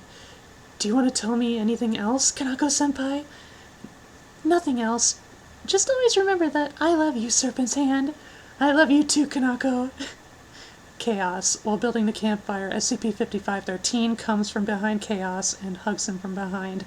Hey, cut it out, Kanako! Thank you so much for coming, Chaos. I know you hate being around SCP and you'd rather go break open a prison or something, but I really appreciate it. It's not that I like you or anything. I just happen to have some free time. SCP-5513 burrows its head into SCP's lab coat. Is everything alright, Kanako? Who's bothering you? I'll kick his ass. It's nothing. There's just no progression. What does that mean, Kanako? Oh, nothing, Chaos. Here, can you whip us up some burgers? Ingredients for burgers materialize on the ground. One of these days, you better get SCP to do all this work. Walks over to SCP Foundation and sits on the sand next to him. Are you okay? I don't know, Kanako. I see you whispering to Serpent and Chaos over there, but I've been sitting here by myself. No, it's not like that, SCP-senpai. I called everyone here to increase their... to have fun with all of you... all of you at once for once, I guess. Typos. It's not a typo, it's just, like, grammar. That's all and good, but I have a different way of having fun. SCP gets up and sits closer to SCP-5513 and slowly grabs its hand. You've barely told me anything since the first time I met you, Kanako-kun. Tell me more about yourself. You know, secrets make me feel special, especially your secrets. What do you want to know about, SCP-senpai? You know how I love my privacy, but I keep forgetting. Where did you come from? Senpai, why are you saying that? We are childhood friends and we both go to high school together. Don't you remember we have a math test tomorrow? Of course. It's just my bad memory. Can you remind me what we were doing when we met? SCP-senpai, before that, I want to ask you something. What is it, Kanako-kun? How do you feel about me? I love you. The research team informs researcher Nguyen to use the word love. I love you too, SCP-senpai. 5513 leans forward in an attempt to kiss the inscribed faceplate. However, researcher Nguyen instinctively moves back. I knew it. If 5513 stands up and inches back, the reality-bending effects of 5513 terminate. All of you stop lying to me! The love meters above your head have been at 0% from the start. What am I to you? And the ground of the dating chamber begins to lightly shake as 5513 begins to cry. Chaos rushes towards SCP-5513. Kanako, what did that bastard say to you? Researcher Alistair bursts into flames and falls to his knees. Researcher Alistair begins to scream. 5513 says while crying, "Oh, Chaos, I'm sorry. Here, I'll fix that." 5513 lifts its hand. The flames all across Researcher Alistair immediately vanish. The burn marks and exposed muscles start to rapidly heal. 5513 looks up. Huh? The meter? Serpent's hand. Kanako-senpai, I think Chaos wants some time to rest now. Yes. I'll see you guys in school tomorrow then. I feel much better. I can't wait to see you again, Chaos. Recording end. Immediate after-action report. Researcher Nguyen instructed to kiss SCP-5513 in the next interview if the opportunity arises. Researcher Alistair replaced with Researcher Sanchez. SCP-5513's complete lack of recognition of side characters presents a potential avenue for permanent neutralization through various non-lethal methods. However, the apparent lucidity and awareness that SCP-5513 gains when observing glitches suggests that totally predictable behavior in such a negation procedure may not result. At this time, additional interviews will be permitted until further behavioral analysis determines whether SCP-5513's supposed superficiality is genuine. On multiple occasions, SCP-5513 is referred to end routes. The following document was found during SCP-5513's cell during its 8th interview. Good ending. Reverse harem end! Need all love bars to be at 100%. SCP Chaos Serpent GOC Sarkic. Heart. Pain plus healing equals love? Neutral ending. End up with only one guy. Serpent is too young. Chaos is too spicy. Sarkic is rich, but a weirdo. GOC? SCP-Sun is hot, but doesn't open up. Bad ending. No progress. Just reset and try again. So that's a thing.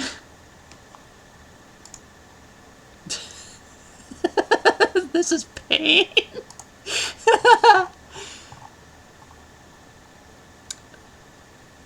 So that is sure a thing right here. Okay. What's next?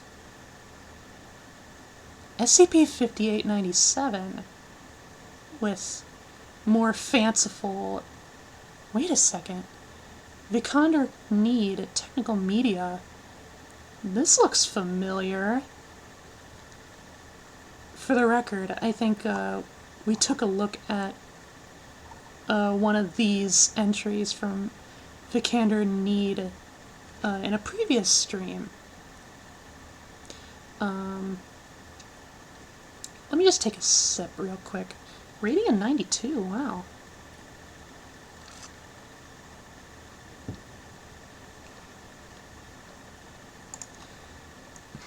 Weirdos, everybody knows that We Are Cool Yet is the best boy.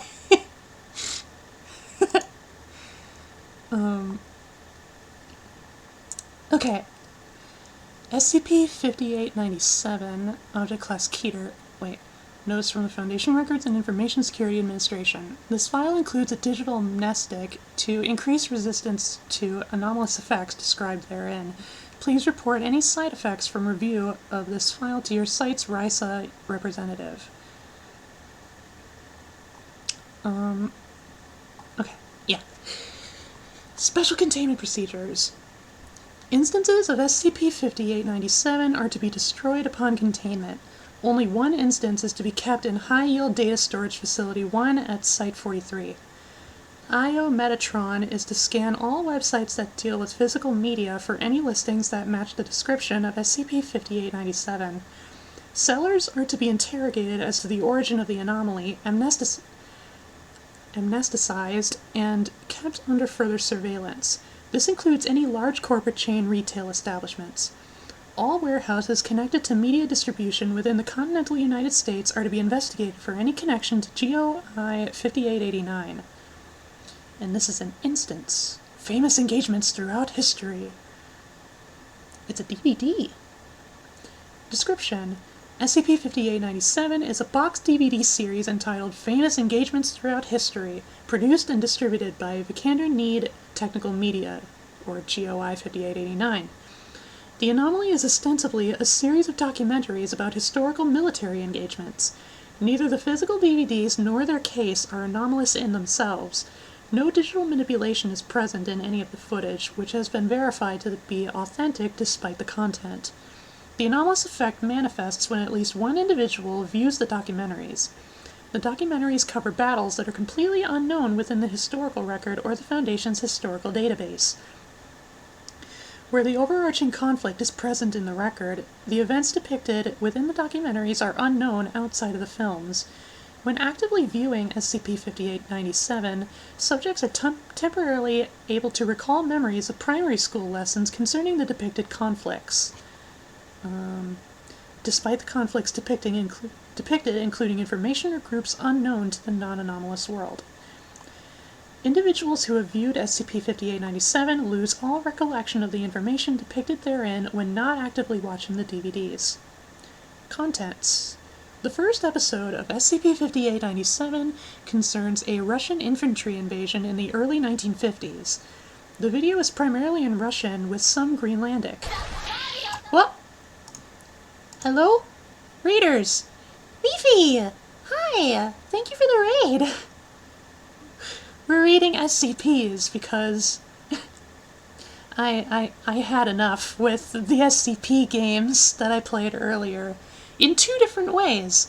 The first terrified me out of my mind, and the second, I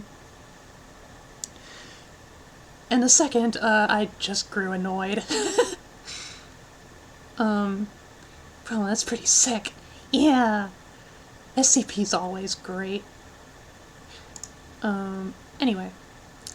Russian with some Greenlandic. The below excerpt is translated to English.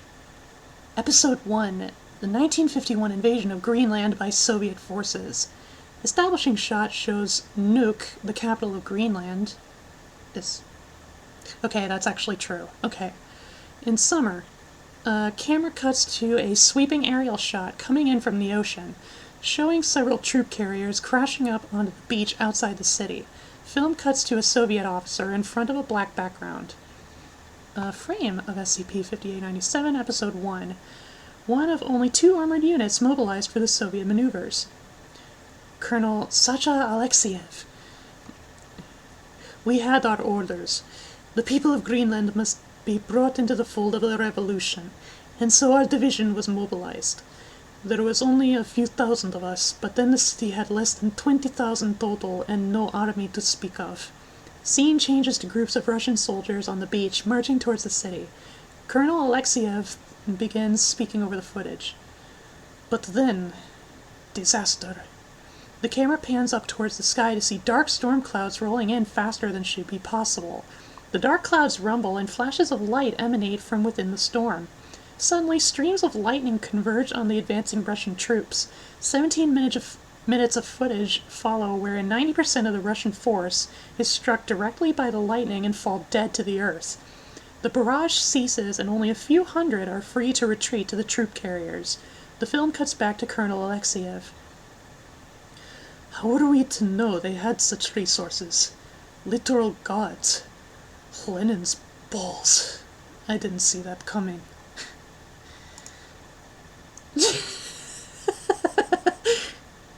You like it? You approve? The second episode concerns a battle fought by the Deva close to the end of their reign over Central Asia circa 267 BCE. The language spoken is presumably Davic, but as the language is dead, it is difficult to translate.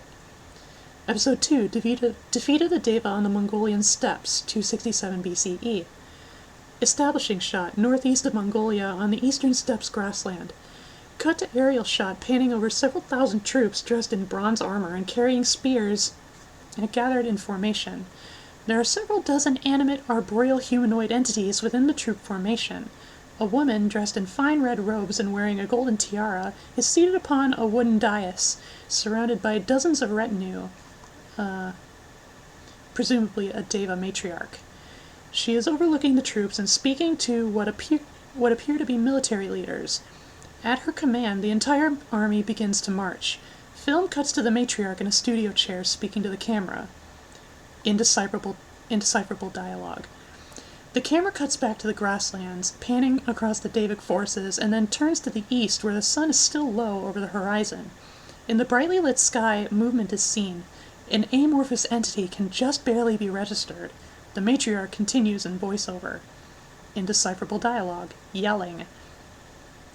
Film cuts to a profile shot at an angle, looking down at the Davite force as it begins launching arrows at the approaching entity.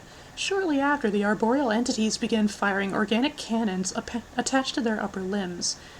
The amorphous entity lowers from the sky, seemingly unimpeded by the assault. It is oblong in shape, but reminiscent of a snail with several long limbs stretching out from its body. Hey wifey, this kind of reminds me of something.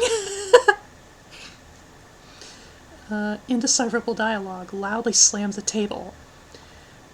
The Lamassiform entity hovers over the Davite army and raises its 6 appendages, the tip of each beginning to glow a bright blue. Suddenly, the earth under the Davite army erupts with steam, showering hundreds of tons of material across the entire force. Within seconds, the army is decimated and retreats. Indecipherable dialogue, whispering. Film cuts back to the Lamassiform entity. It begins to glow again, and the remaining Davite troops begin screaming as their midsections begin to glow. Small flames escape their lips, noses, and ears, and several thousand surviving troops fall to the ground. The camera pans over the thousands of dead smoldering from their internal conflagrations. Hot damn. The camera goes black and then opens back on the matriarch in studio in her chair. She stares into the camera, tears forming in her eyes. She looks down at her hands, which are empty. The Deva SCP. It wouldn't be the first time we've looked at something similar. Episode 3 of SCP-5897 concerns the second occurrence of Roman legions invading North Africa in 10 years to destroy Carthaginian forces. The entire episode is in Latin. The below excerpt has been translated into English. I am not going to attempt an accent because I don't actually know what correct Latin is actually supposed to sound like. Episode 3, The Second Burning of Carthage by Rome, 137 BCE. The camera pans over desert sands, low to the ground, until the sandals of Roman legionnaires are seen in frame. The camera zooms out to show a cohort in formation. Film cuts to a side-by-side shot of the Roman legions in Tribulus Aurelius. Tribulus? My men were formed on the outskirts of the ruins. We had heard our fathers' tales of burning the shining city 14 years before, but none of us thought we should be there ourselves, or for that reason. Film cuts to focus on the Roman troops. The camera turns, panning over more legionnaire cohorts until it is facing the opposite direction. The endless tumbling stones that form the ruins of Carthage are clearly visible. Out of the ruins walk figures shambling towards the camera. Just a few at first, then more clamber into view, until there are thousands of the enemy force, each a rotting corpse animated by necromancy at the hands of the long-dead gods of Carthage. The Carthaginians were back. The fourth episode of SCP-5897 concerns the conflict between the Boxer Rebellion and a small community of Nalka that were sheltering in northern China at the turn of the 20th century. The episode is in Mandarin. The following transcript has been translated to English. Episode 4, Sarkic Uprising at Tianjin in 1900. Sarkic?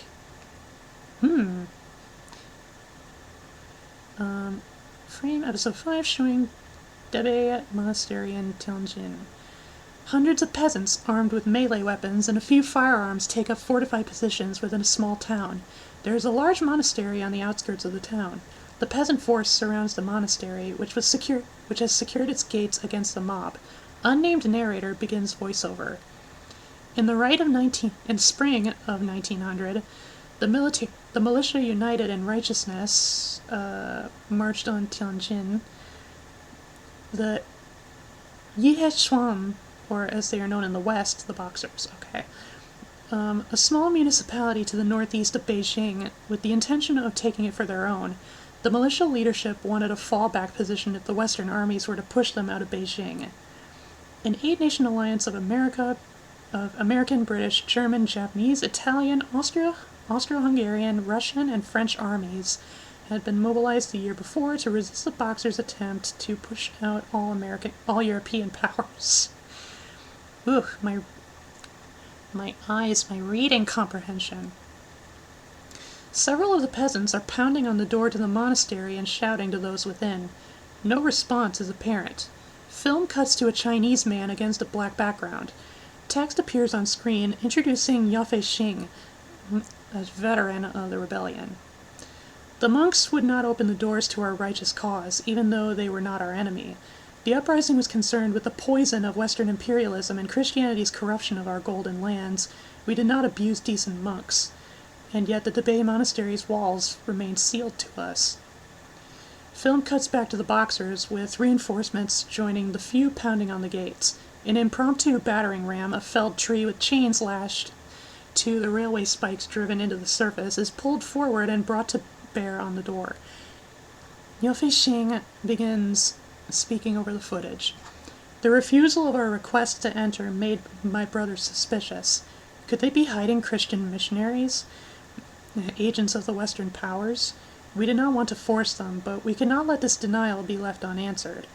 The Boxers begin to slam the steel doors of the monastery with their battering ram.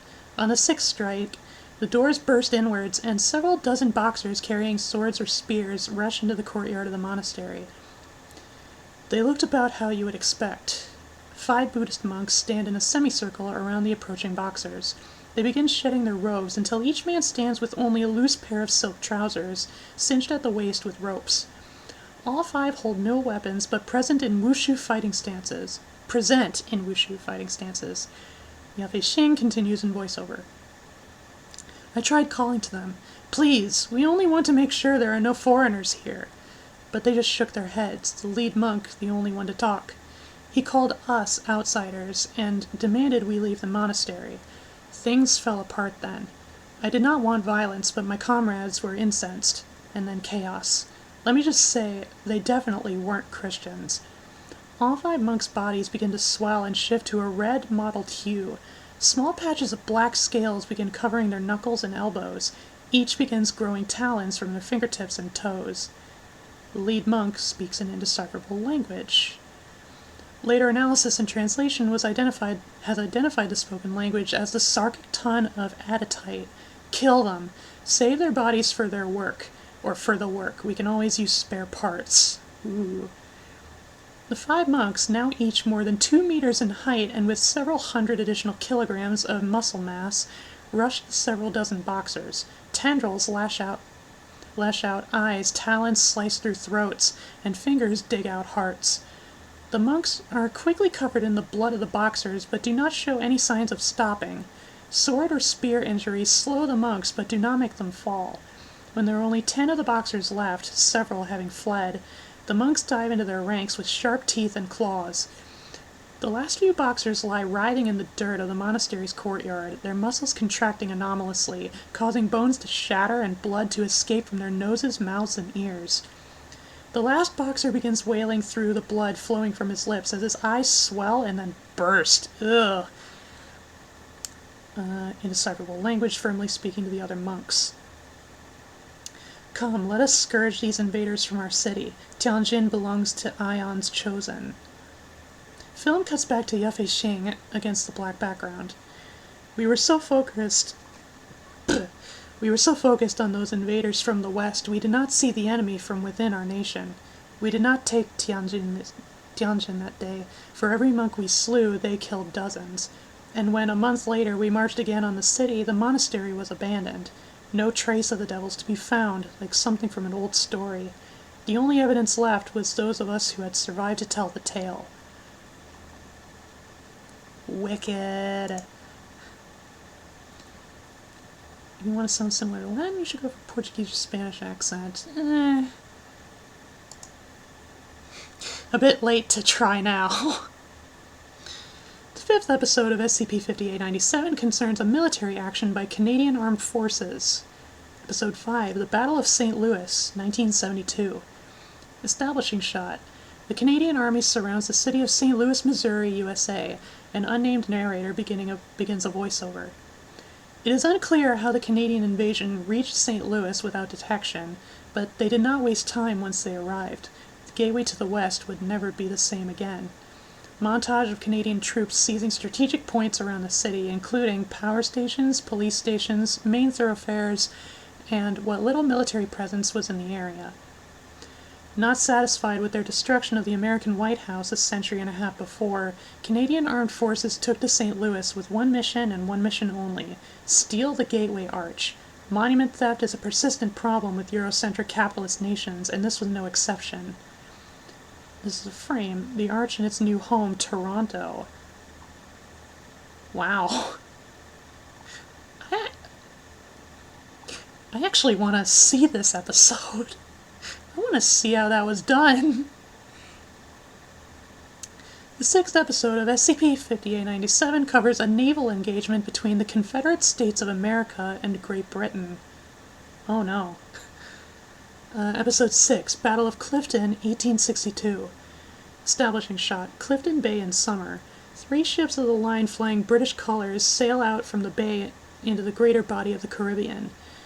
Cut to 3 steam-powered steel warships flying Confederate flags approaching from the north.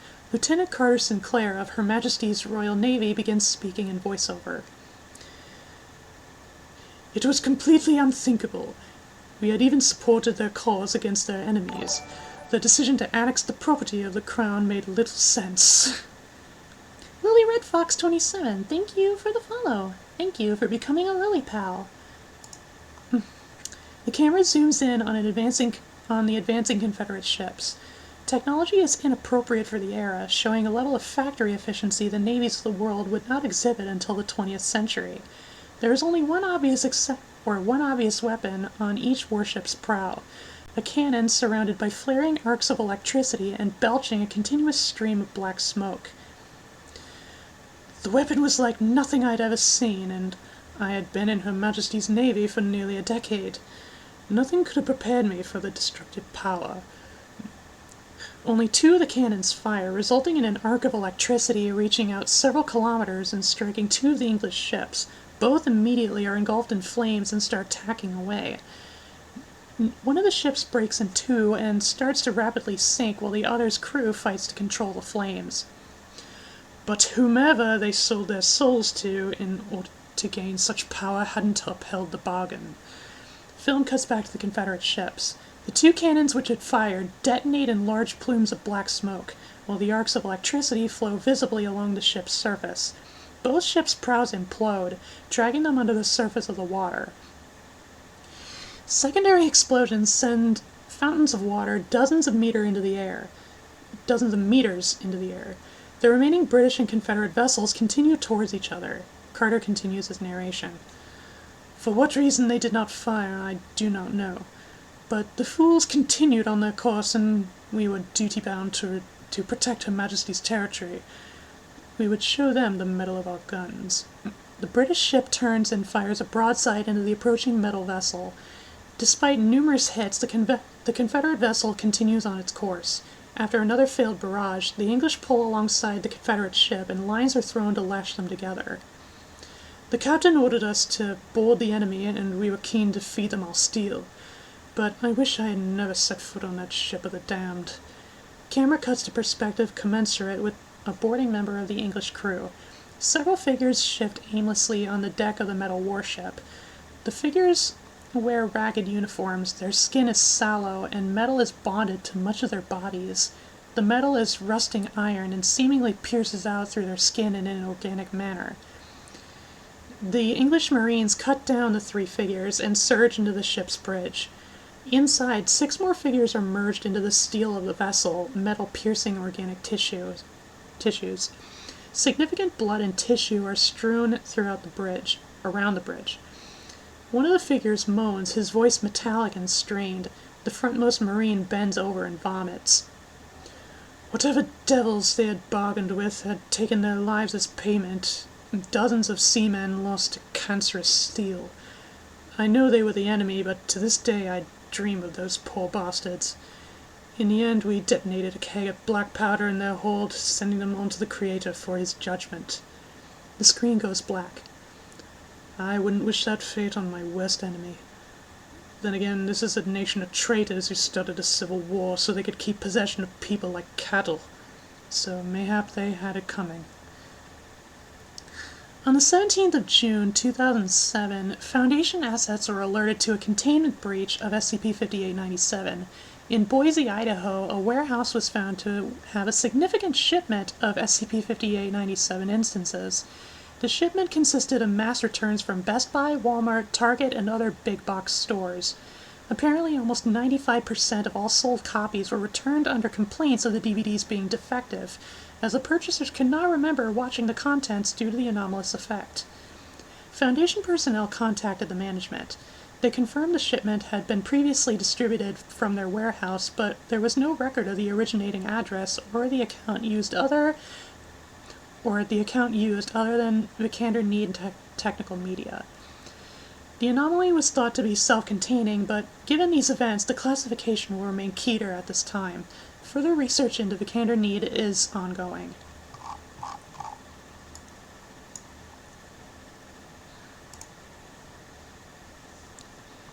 Okay, and thank you, TV's Franks, for the hydrate. I shall do that now.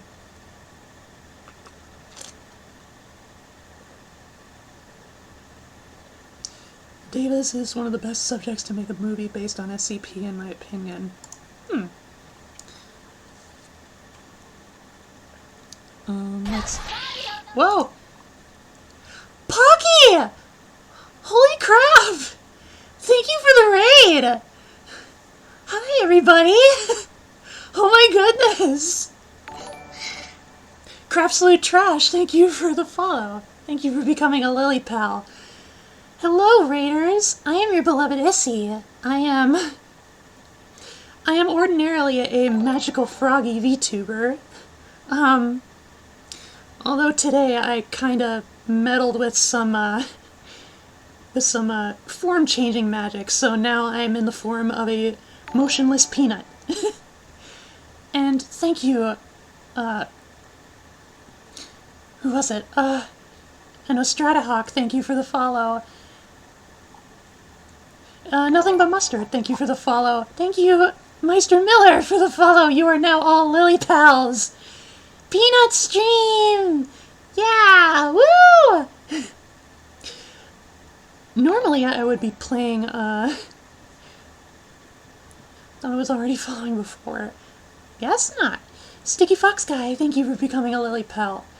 The initial plan was to play, SCP games. I had a couple in store. The first terrified me so much I couldn't even make a half hour. And then the other one I kinda got annoyed and quit. And so now we're just reading SCP articles. Let's see, thank you, One Huge Ninja and Nicholas Gaming 01 for becoming Lily Pals. Woo! Yay! Pocky, thank you so much. I love you. Here for SCP articles. Well, you're just in time. We're about to go into another one. By the way, SCP-5897. Good heckin' concept. Good read. Very good. Rating of 92. It's well deserved. Anyway, can I do random SCP from this page? Doesn't look like I can, so I'll have to back out. And then this one is kind of crazy. 5513. Not really scary, just weird. Alright.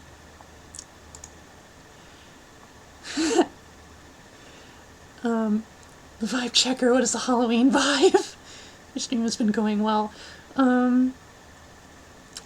Walbergate is here for SCP story time. What is the Halloween vibe? Halloween vibe is SCP! At least for this stream. Yeah, let's see. Vibe check past. Yeah, I mean, by and large, this stream has been going pretty good. Aside from the first, like, half hour or so. That was a terrible time. You can check the VOD if you really want to see for yourself. I always upload my VODs onto YouTube, no matter what. Unless, like, I do future karaoke streams, then I have to put those as unlisted. Or maybe if I do them a cappella, maybe I can get around that. Oh well. Anyway, reading SCP-3384 with a rating of 58. Not shabby. Object Class Euclid. Special Containment Procedures. Social media platforms and video hosting websites are to be monitored by Foundation-operated web analysis bots for posts advertising a Try Not to Laugh video compilation. These video compilations are to be recorded for 15 seconds and sent to a manual observer on site. Should the recorded 15 seconds consist of blank footage, the observer is to flag it and have the video taken down immediately. Web analysis bots must operate 24/7 and are to be checked for defects on a weekly basis. Description. SCP-3384 is a video often posted to social media and video hosting websites advertising a Try Not to Laugh challenge titled, "You Laugh, You Go to Hell. You're Going to Hell If You Laugh," or similar titles involving the term hell. SCP-3384 typically appears as a post by popular users with high follower or subscriber counts, though no user has ever expressed knowledge of posting or uploading SCP-3384. Viewers of SCP-3384 report seeing 11 minutes and 6 seconds of compiled video clips tailored to their subjective sense of humor, and are considered to be funny by 100% of exposed subjects. All attempts to record or view SCP-3384 through live feed have resulted in blank footage. Should a viewer laugh at the content of SCP-3384, they will instantly be engulfed in flames that encompass a diameter of 3 meters, charring and leaving burn marks on the subject's surroundings, as well as emitting a distinct smell of sulfur. These flames have been measured to reach a maximum temperature of 462 degrees Celsius. Sounds of distressed screaming originating from within the flames have been recorded and analyzed, revealing the screaming to be made up of several different voices, including that of the subject. Subjects will invariably disappear before the flames have dissipated. No subject has ever been found or recovered. Addendum, we have an incident report. Oh wow, this article is actually really short. Incident 3384-1. SCP involved, 3384. Personnel involved, Head Researcher Kijuro and Security Officer Bates. Description. Head Researcher Kijuro was held at gunpoint by Security Officer Bates at 11:34 a.m. on... It's either November 2nd or February 11th, 2017, during routine testing of SCP-3384. Officer Bates barricaded himself and Researcher Kijuro inside of the designated testing room, then proceeded to handcuff Researcher Kijuro to a chair and forced him to view SCP-3384 several times before Kijuro was engulfed in flames and vanished. Officer Bates surrendered to the responding security teams soon after. Security Officer Bates was interrogated, during which he made allegations against head researcher Keter, accusing him of conducting unethical tests with SCP-3384 using several D-Class personnel. Officer Bates was made to elaborate on these accusations, to which he said that researcher Keter compelled up to 8 D-Class personnel to view SCP-3384 and ordered them to refrain from laughing. These tests were allegedly conducted to pinpoint what SCP-3384 considers to be a laugh.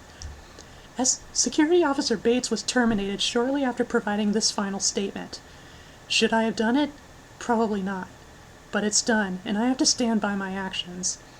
I've seen terrible, horrible shit done to the Class Ds, and I've always accepted it as a necessary evil. But this is different from turning them inside out, or sending them into some fucked up place with a monster inside. We're dealing with people's souls here, not just their lives, and if that video actually does what it says it does, then we're damning people to an eternity of misery just to figure out what a fucking laugh is. Fuck that. He deserved it, and I'm not going to be part of this bullshit anymore. Hoo-wee. Sounds like a Pocky video right there. Huh. Short, simple, to the point, easy to understand, and yet very, pretty effective concept.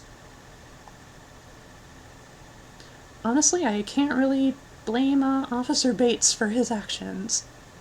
He does certainly have a point. What is next?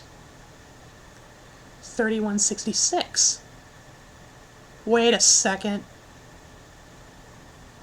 Hold up.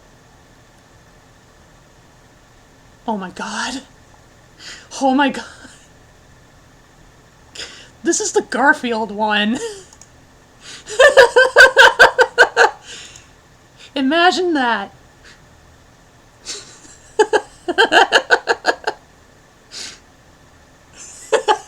What are the freaking odds? I mean, the articles are up to like 6,000. Just one click, we end on this particular article. Oh well, it's what we got. SCP-3166, Object Class Euclid. Special Containment Procedures.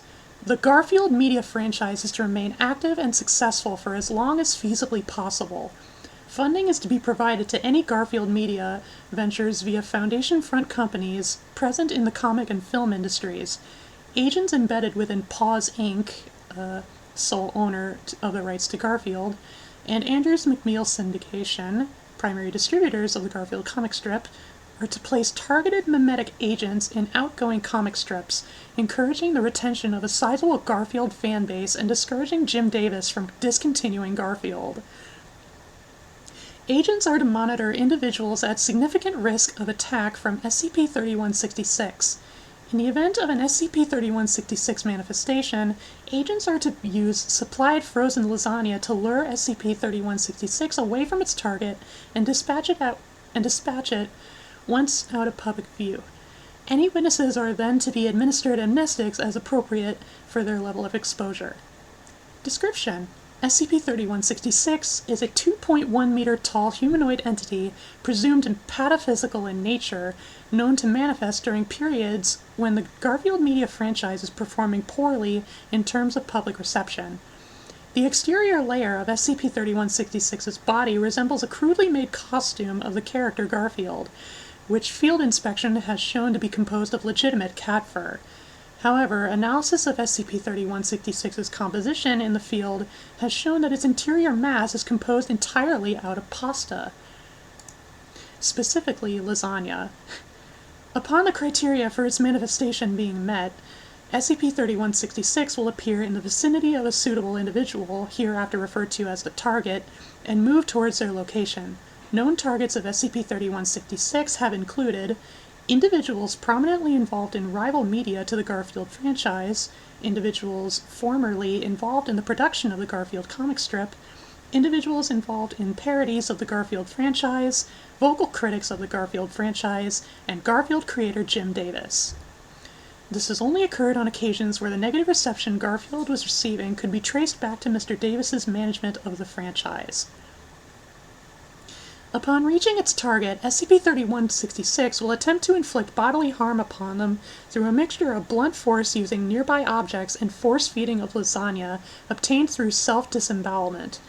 During this process, SCP-3166 will vocalize by meowing, purring, and screeching in the manner of an extremely agitated cat. Lasagna outside SCP-3166's mass has proven to be an effective form of bait for the entity, as upon seeing it, SCP-3166 will abandon its original goal and instead attempt to incorporate the pasta into itself.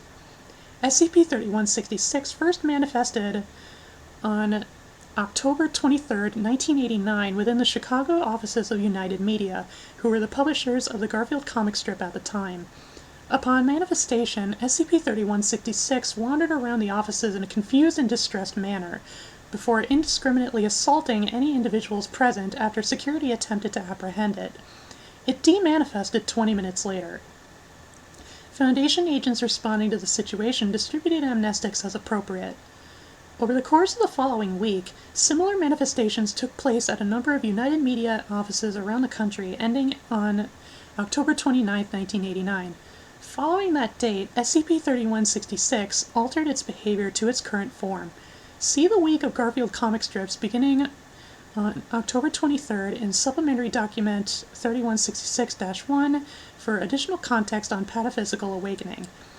Initially, individuals involved with production of Garfield comic strips claimed to have no memory on working on that week's strips. All researchers working on SCP-3166 containment are to familiarize themselves on this material. Addendum 3166-1. Using tissue samples taken by Agent Mueller during SCP-3166's most recent manifestation, genetic analysis of the meat present within the lasagna has shown it to be genetically identical to Garfield creator Jim Davis. The implications of this are currently unclear. However, during surveillance of Mr. Davis by containment teams, he has complained of several mosquito bites in the night on a number of occasions immediately preceding SCP-3166 manifestations. I'm not going to look at the supplementary document. I'm pretty sure there's a YouTube video that could quickly and succinctly explain, with animation, what this SCP is all about in further detail. Yeah, the Garfield one. To be fair, I never met anyone who liked Garfield. I mean,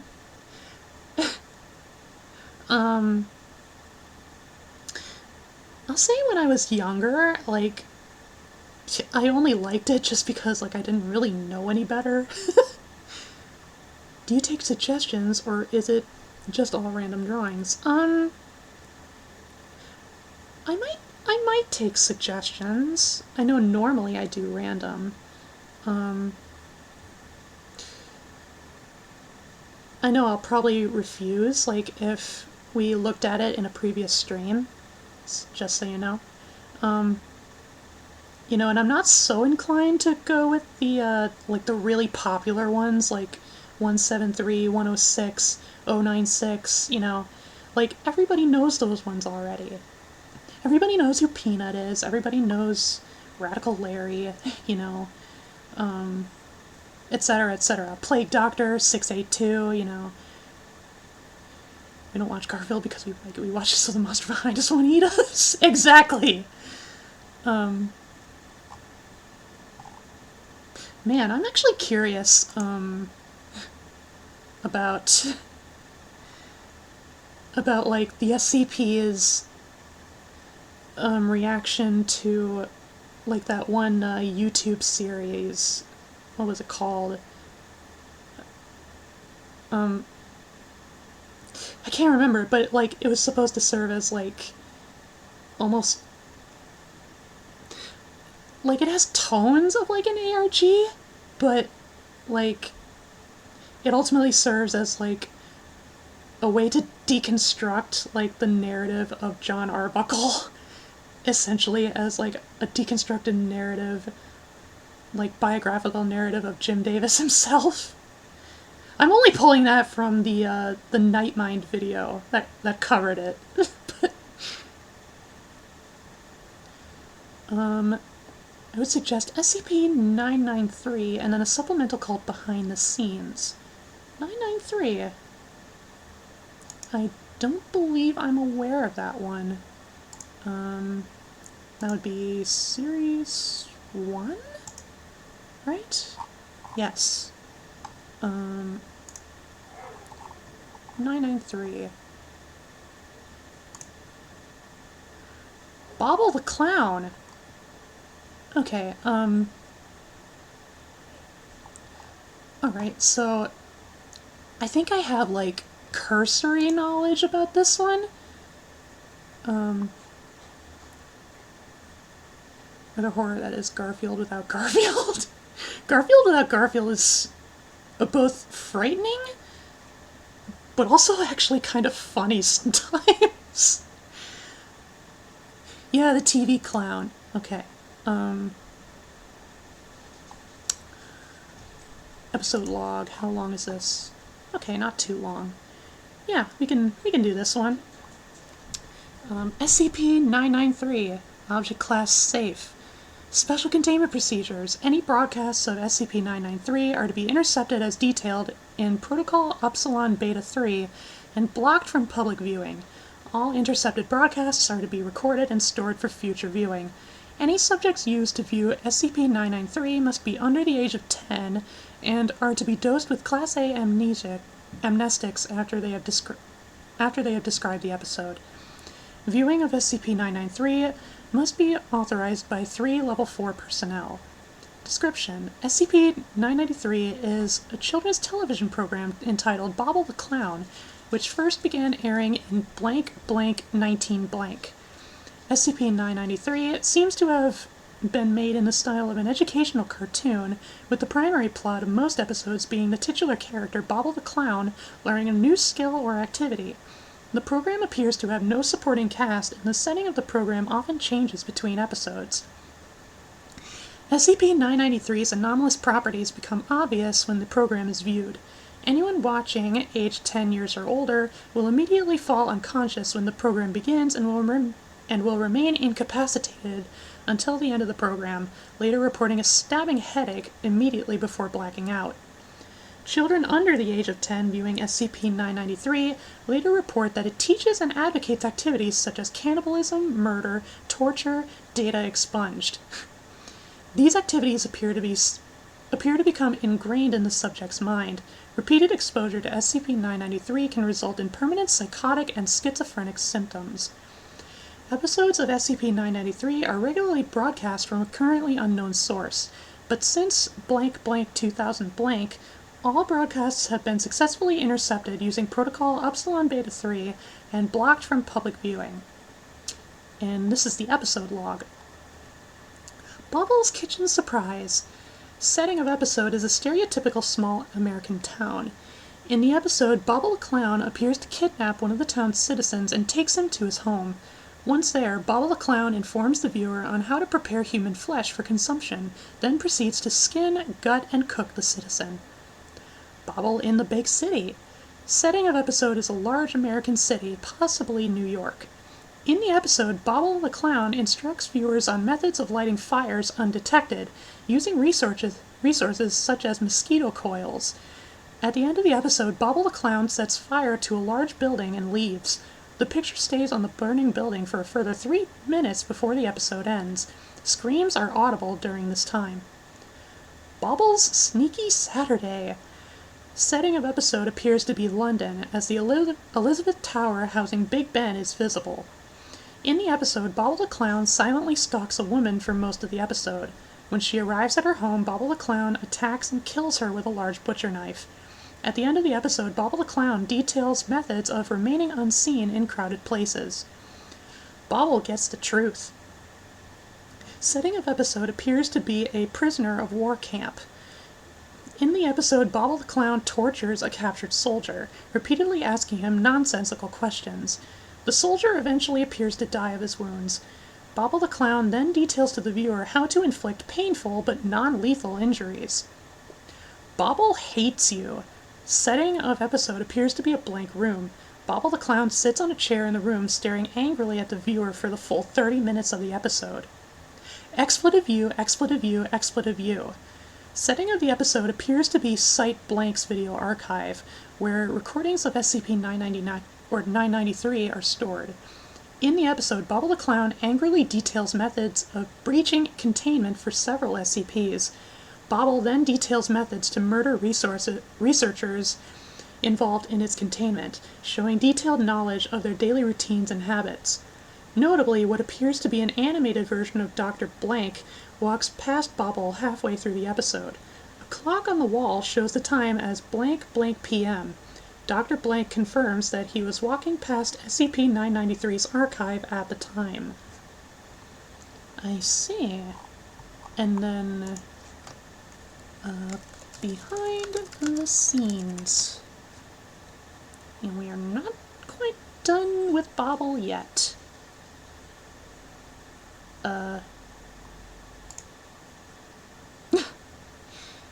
Man hated by another clown.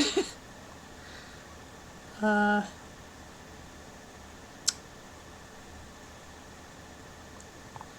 me, SCP behind the scenes. Here, I think this is it. Oh boy. Okay. Ah, hello there. No, don't get up. Put down the gun, though. It won't do anything. I'm not real. How could you shoot me? There we go. See, isn't that much nicer? All friends. Face that window, please. Oh, and smile. There, that's good. You look surprised, Doctor. You've been on a binge of me, haven't you? I like your style. You fall down and you just get back up. Shame, though. That's what let me in. Nice couch. Don't get up. I'll make myself at home. What are you talking about, Doctor?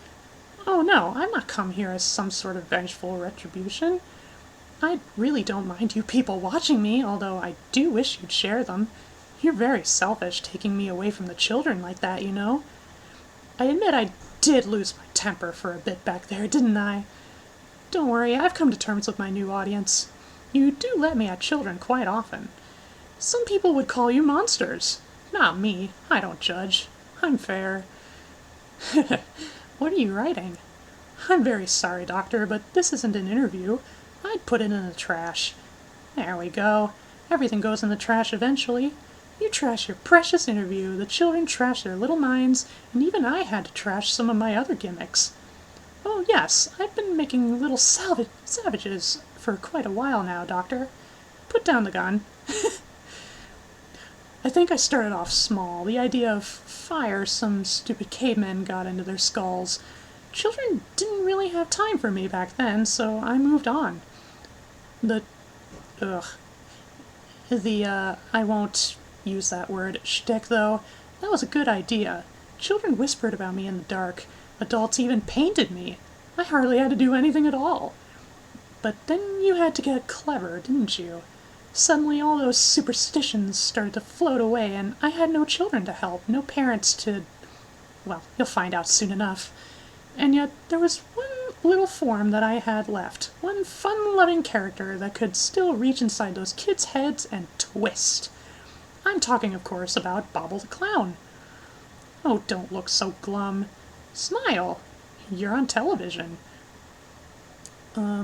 As of blank blank 2000 blank, it appears SCP-993 has ceased broadcasting. As of blank blank 2000 blank, SCP-993 has resumed its normal broadcasting. Reclassification to Euclid is being considered. Episode titled, Bobble's Back. Setting of episode appears to be Dr. Blank's office. Bobble appears in the room and Dr. Blank registers shock, then faces the viewer and smiles. Bobble and Dr. Blank then appear to converse for 15 minutes, although no dialogue is audible.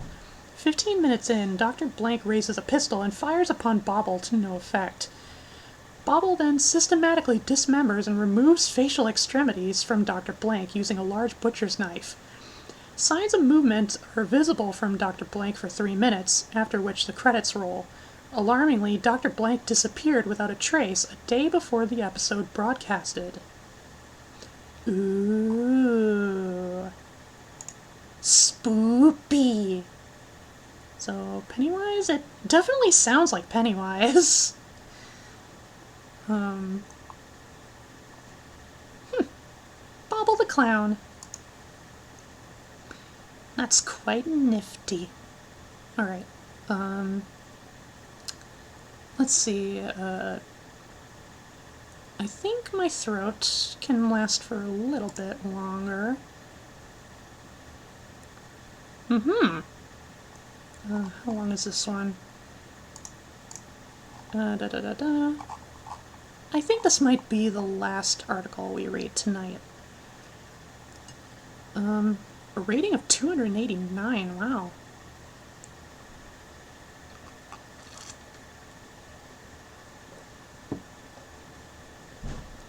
Sippy a coffee? Or at least 40% coffee. SCP-4266. Object Class Keter. Special Containment Procedures. The Earth is to remain abandoned by the general public. A network of monitoring satellites is to be maintained, each equipped with standard orbital capture devices. These satellites will detect and warn off any ships attempting to land on Earth and will non-lethally incapacitate any that continue in their attempt. Any crew aboard these ships are to be extracted, taken to the nearest spaceport, and have amnestics administered. A small number of Foundation personnel are to be permitted to stay on Earth in order to continue research into SCP-4266. Each of these personnel are to remain physically isolated from each other and must be continuously monitored. Description: SCP-4266 is an as-yet unknown anomalous vector present exclusively on the planet Earth that causes lower levels of empathy between sapient life. This vector is believed to be a compulsion effect responsible for virtually all historical violent interaction between humans. A violent interaction is one where a human causes or attempts to cause deliberate physical harm to a non-consenting human, with the desired outcome being injury or death. Statistics indicate that violent interactions resulted in hundreds of thousands of deaths per year on Earth. The number of interactions resulting in less lethal physical harm was too high to be countable. The effects of SCP-4266 were first discovered in 2080, 5 years after the first successful Martian colony was established. It was noted that the level of violent crime was far below the expected average, despite socioeconomic disparities and complex interpersonal relationships that were previously thought to be factors in such acts. Psychological testing revealed that colonists had massively increased levels of empathy as compared to baselines performed on Earth. This was initially thought to be an anomalous effect of Mars 1, but after similar effects were noted on subsequent colonies established on the Moon, Io, Ganymede, and various spaceports of the asteroid belt, it was concluded that the effect was instead localized exclusively to Earth. Attempts to isolate this effect to a specific object or region have thus far been unsuccessful. No obvious pattern of violent behavior exists, apart from self-apparent ones such as increased levels of violence and the population density of a particular region increases. Addendum 4266-A, Immediate Foundation Reaction. The Foundation determined that making this knowledge public would have a detrimental effect on humanity as a whole. In particular, it was projected that the revelation that all human violence was externally compelled would lead to a breakdown in faith in existing justice systems, in turn leading to potential destabilization of world governments. Furthermore, a number of dictatorial regimes that depended on the existence of violence to continue functioning would have forcibly denied the truth of SCP-4266, and the following conflict would likely have resulted in the eruption of many violent skirmishes. Finally, accepting SCP-4266's existence would result in a frantic attempt by humanity as a whole to escape its effect by going into space. The existing colonies would not have been able to support such a mass exodus, and their resources would quickly deplete. Accordingly, until a long-term strategy had been put into effect, the Foundation decided to obscure SCP-4266's effect by simulating the effects of violent crime in the non-terrestrial colonies. This information was previously included in SCP-4266's Special Containment Procedures.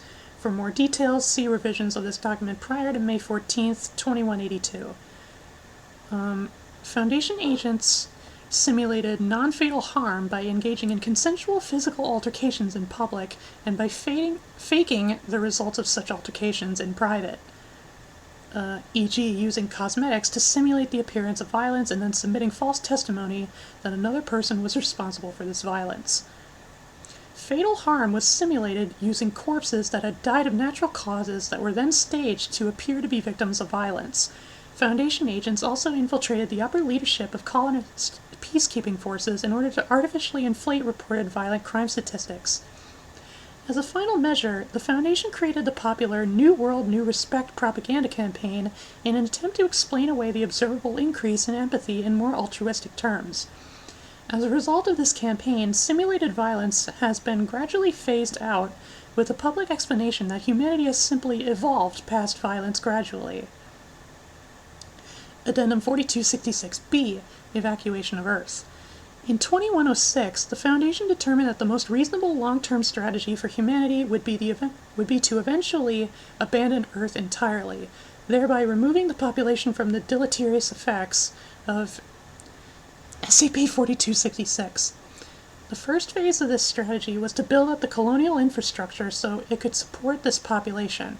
This phase was initially estimated to take centuries, but proceeded at a much more rapid pace than projected due to the increased empathy levels resulting in heightened levels of cooperation. After noting this, the Foundation decided to share information about SCP-4266 with selected members of the colonial governments.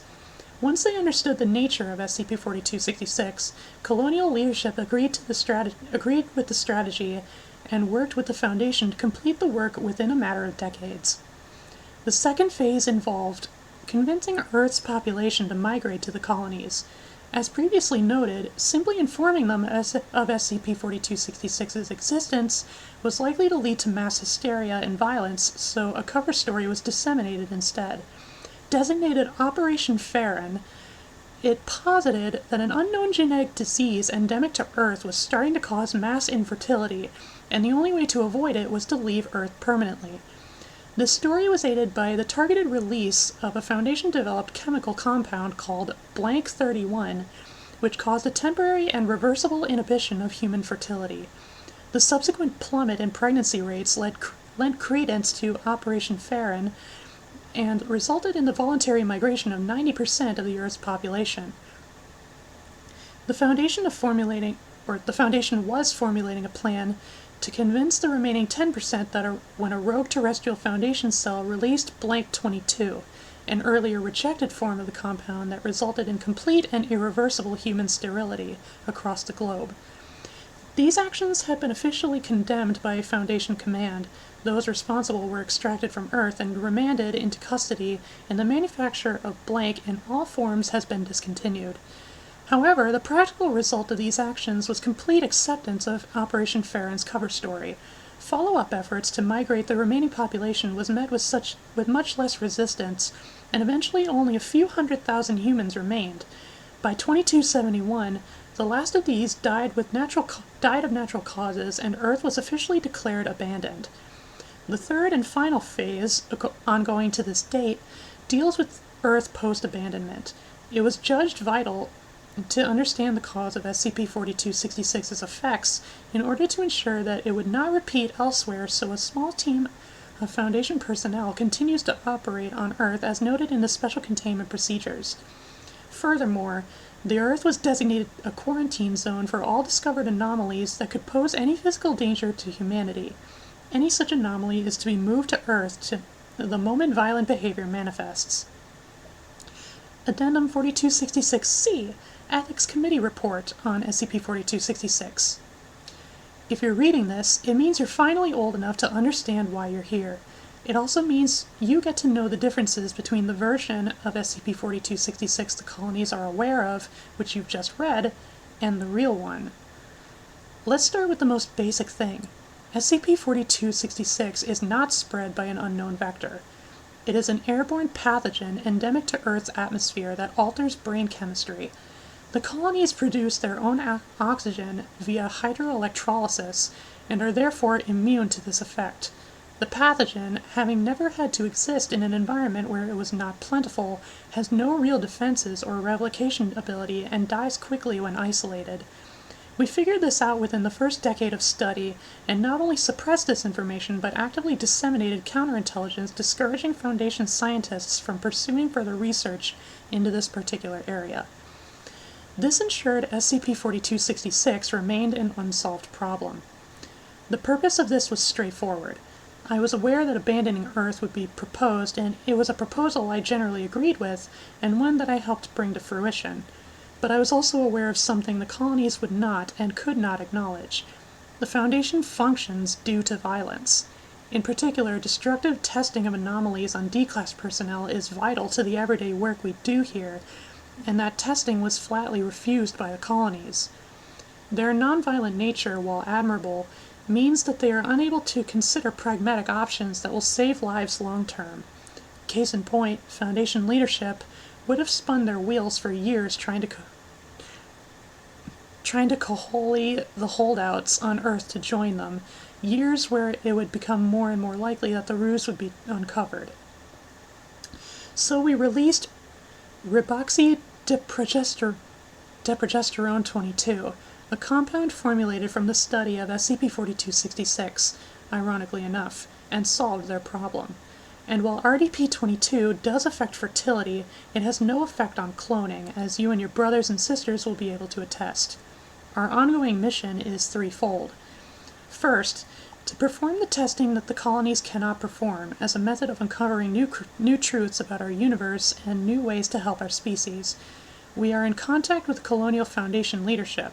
They believe us to be a friendly intergalactic alien intelligence who periodically contacts them with helpful data, a belief we encourage with the help of the objects they send to Earth for quarantining. We are generally more unfettered in this task than we have been historically, as the regulatory arm of the Ethics Committee migrated to the colonies, with the rest of the Foundation proper leaving us behind. Second, to shape the ongoing fate of the colonies via strategic violent acts. We only interfere in this way when all nonviolent solutions will eventually lead to catastrophic loss of human life. The covert assassination of Io's vice-chancellor, a populist who wanted to resettle Earth, is a recent example of this. Third, to defend against possible non-human incursions. Humanity is naturally blessed with a surplus of empathy. This trait may not be shared by other sapient species. The colonies will be unable to take the kind of first-strike measures that we can. The loss of our own empathy is a small price to pay. It boils down, as it always does, to three simple words. You've heard these words your entire life. Their familiarity may even make them cliché to you. I would ask that you seriously consider them now. Consider what they mean for yourself, for our mission, and for humanity as a whole. Secure, contain, protect. 053. Wowzers.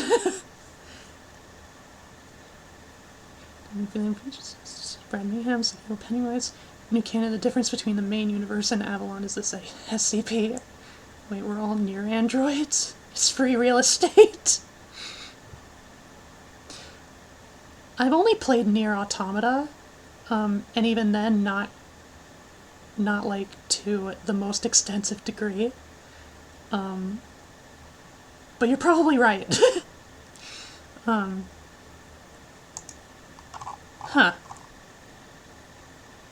Muy interesante.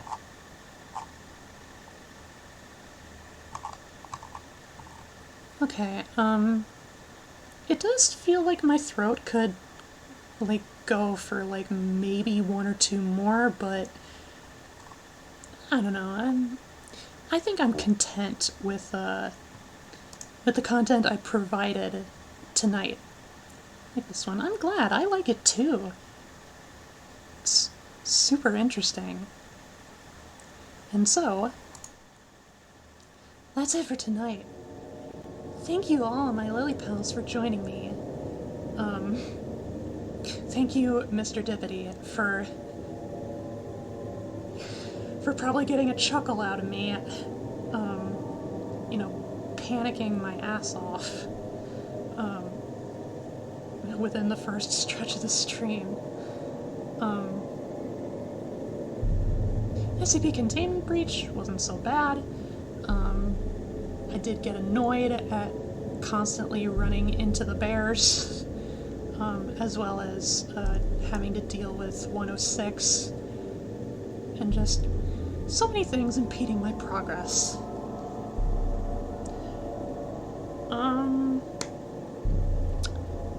Next stream, I will have to, thing is, I actually set up another appointment. Well, actually, no, it's Wednesday. It takes place on Wednesday. Okay, so I might be able to stream on Thursday anyway. What should I do? I'll have to think about that.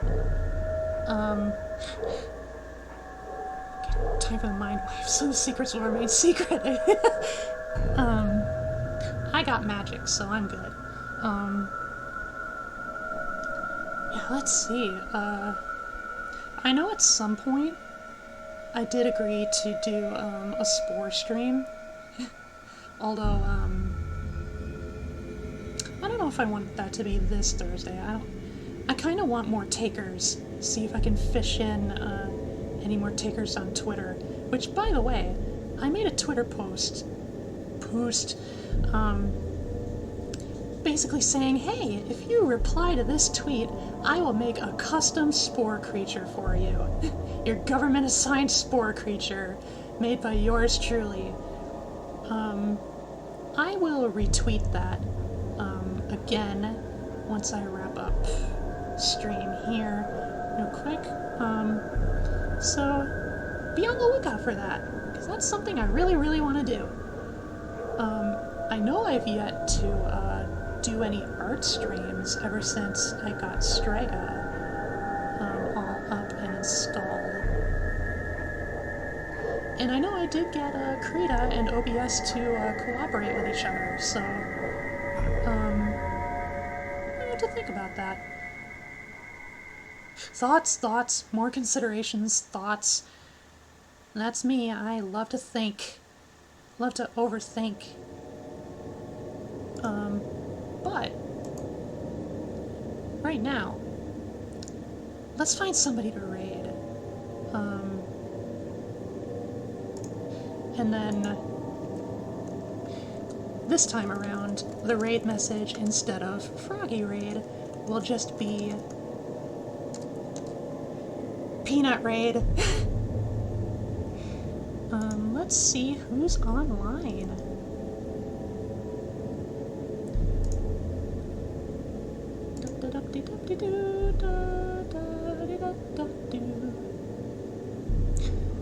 Okay, we got Fleshy, we got Aura, we got Suga, Flammy Flam, Abigail, Tsuki, Shale, Pixie Twinks,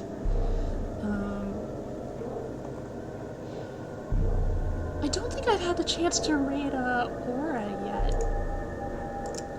Aura, or Aurora plus Charm, is my big dragon sister, adoptive sister.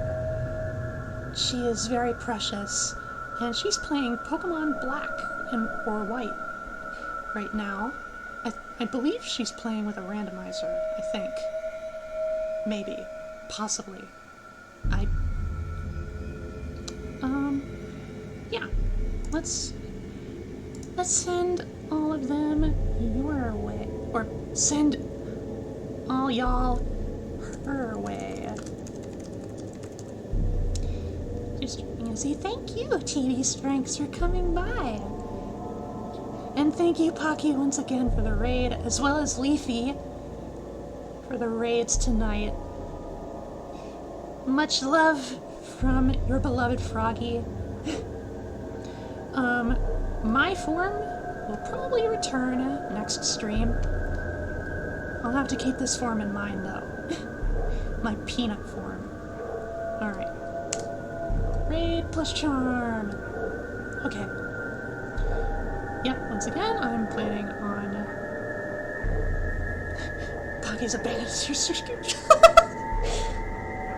Oh dear. I love Pocky. Anyway, yeah, I'm gonna plan on streaming this Thursday. I'll figure something out on what to do. Thank you all for joining me, my Lily pals. Thank you all so much. I love you. Hugs and smoochies. Mwah, mwah. Okay. Until Thursday. Oh, yeah, swimmy.